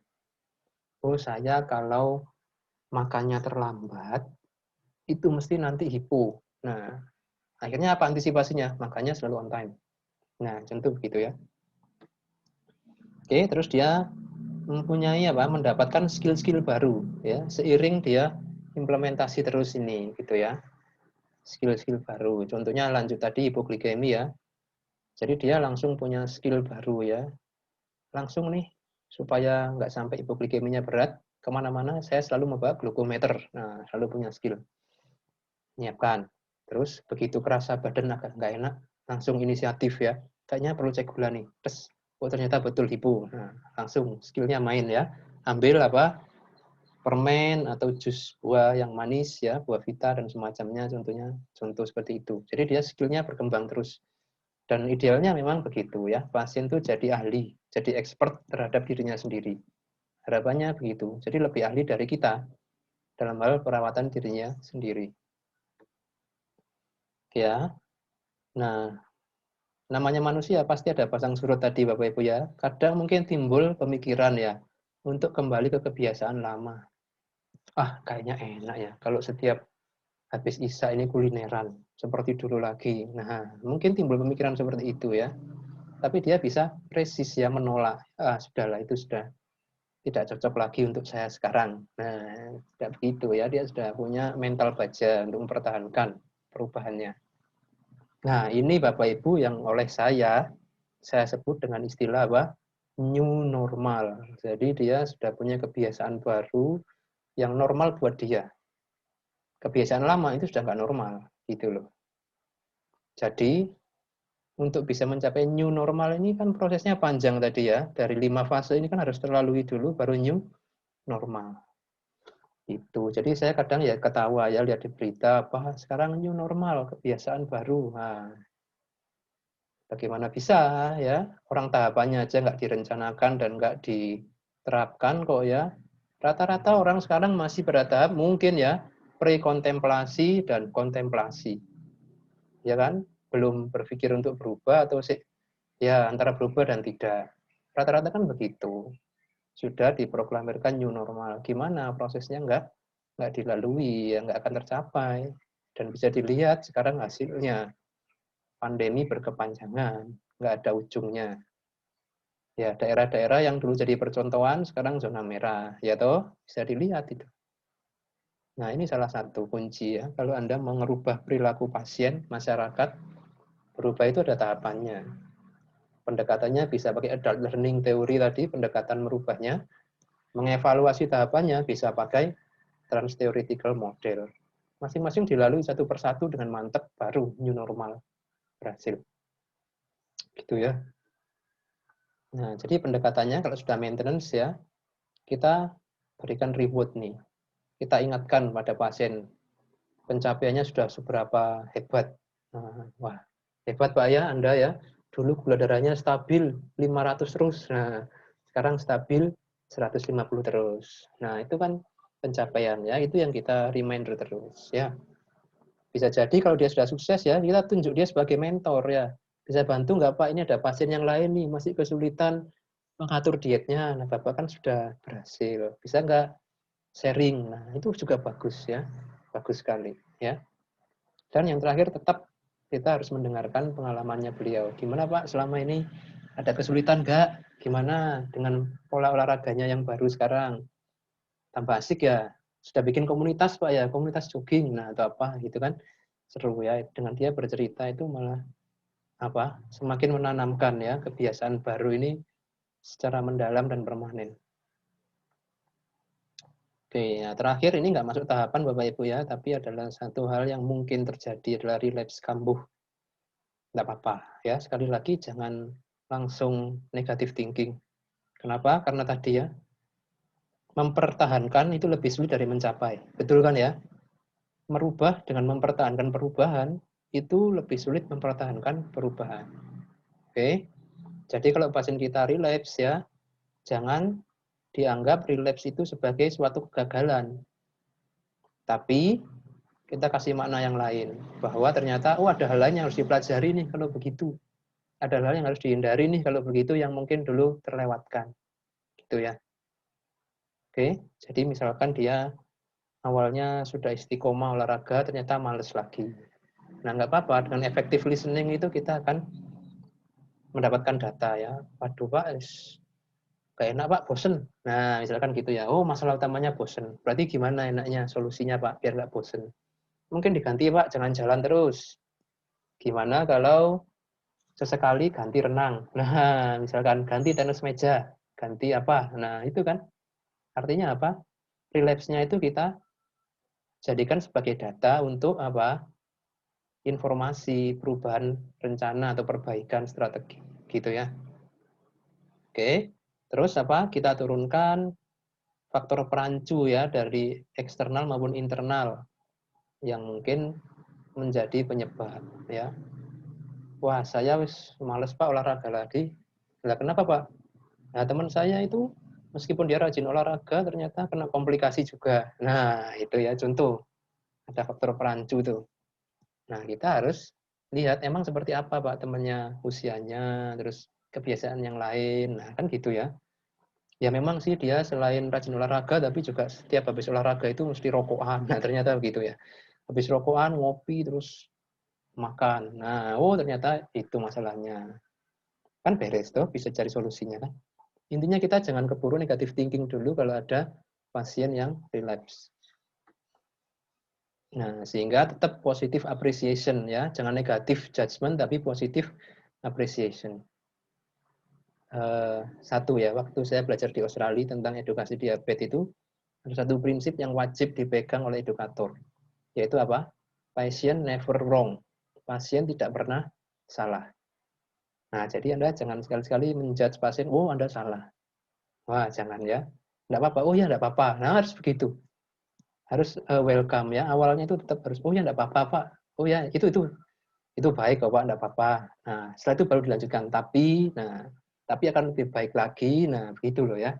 Tata bahasanya itu kita atur kalau mau merubah orang. Jangan disalah-salahkan. Oke.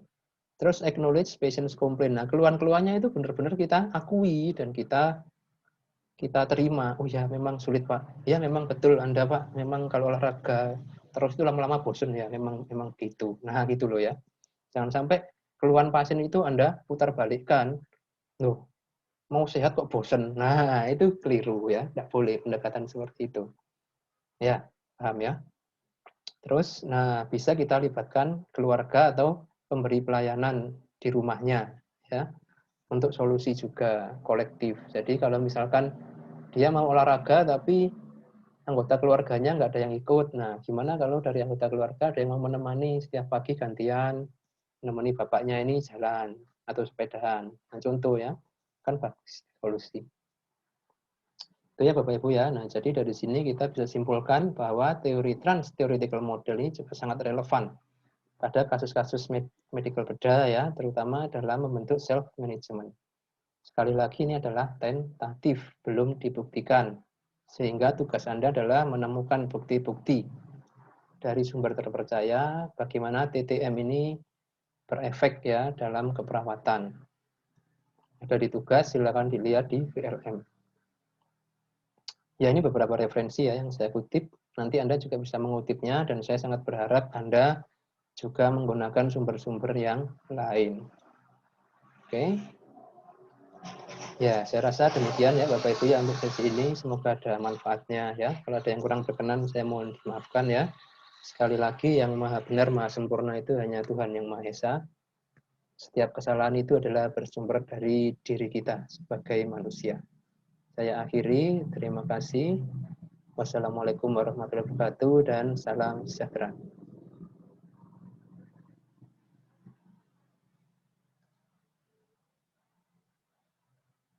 Ya, itu tadi kuliahnya ya Bapak Ibu ya. Silahkan nanti disimak ya video ini. Harapan saya sebelum jadwal kuliah yang di RPKPS, Anda sudah selesai menyimak video ini.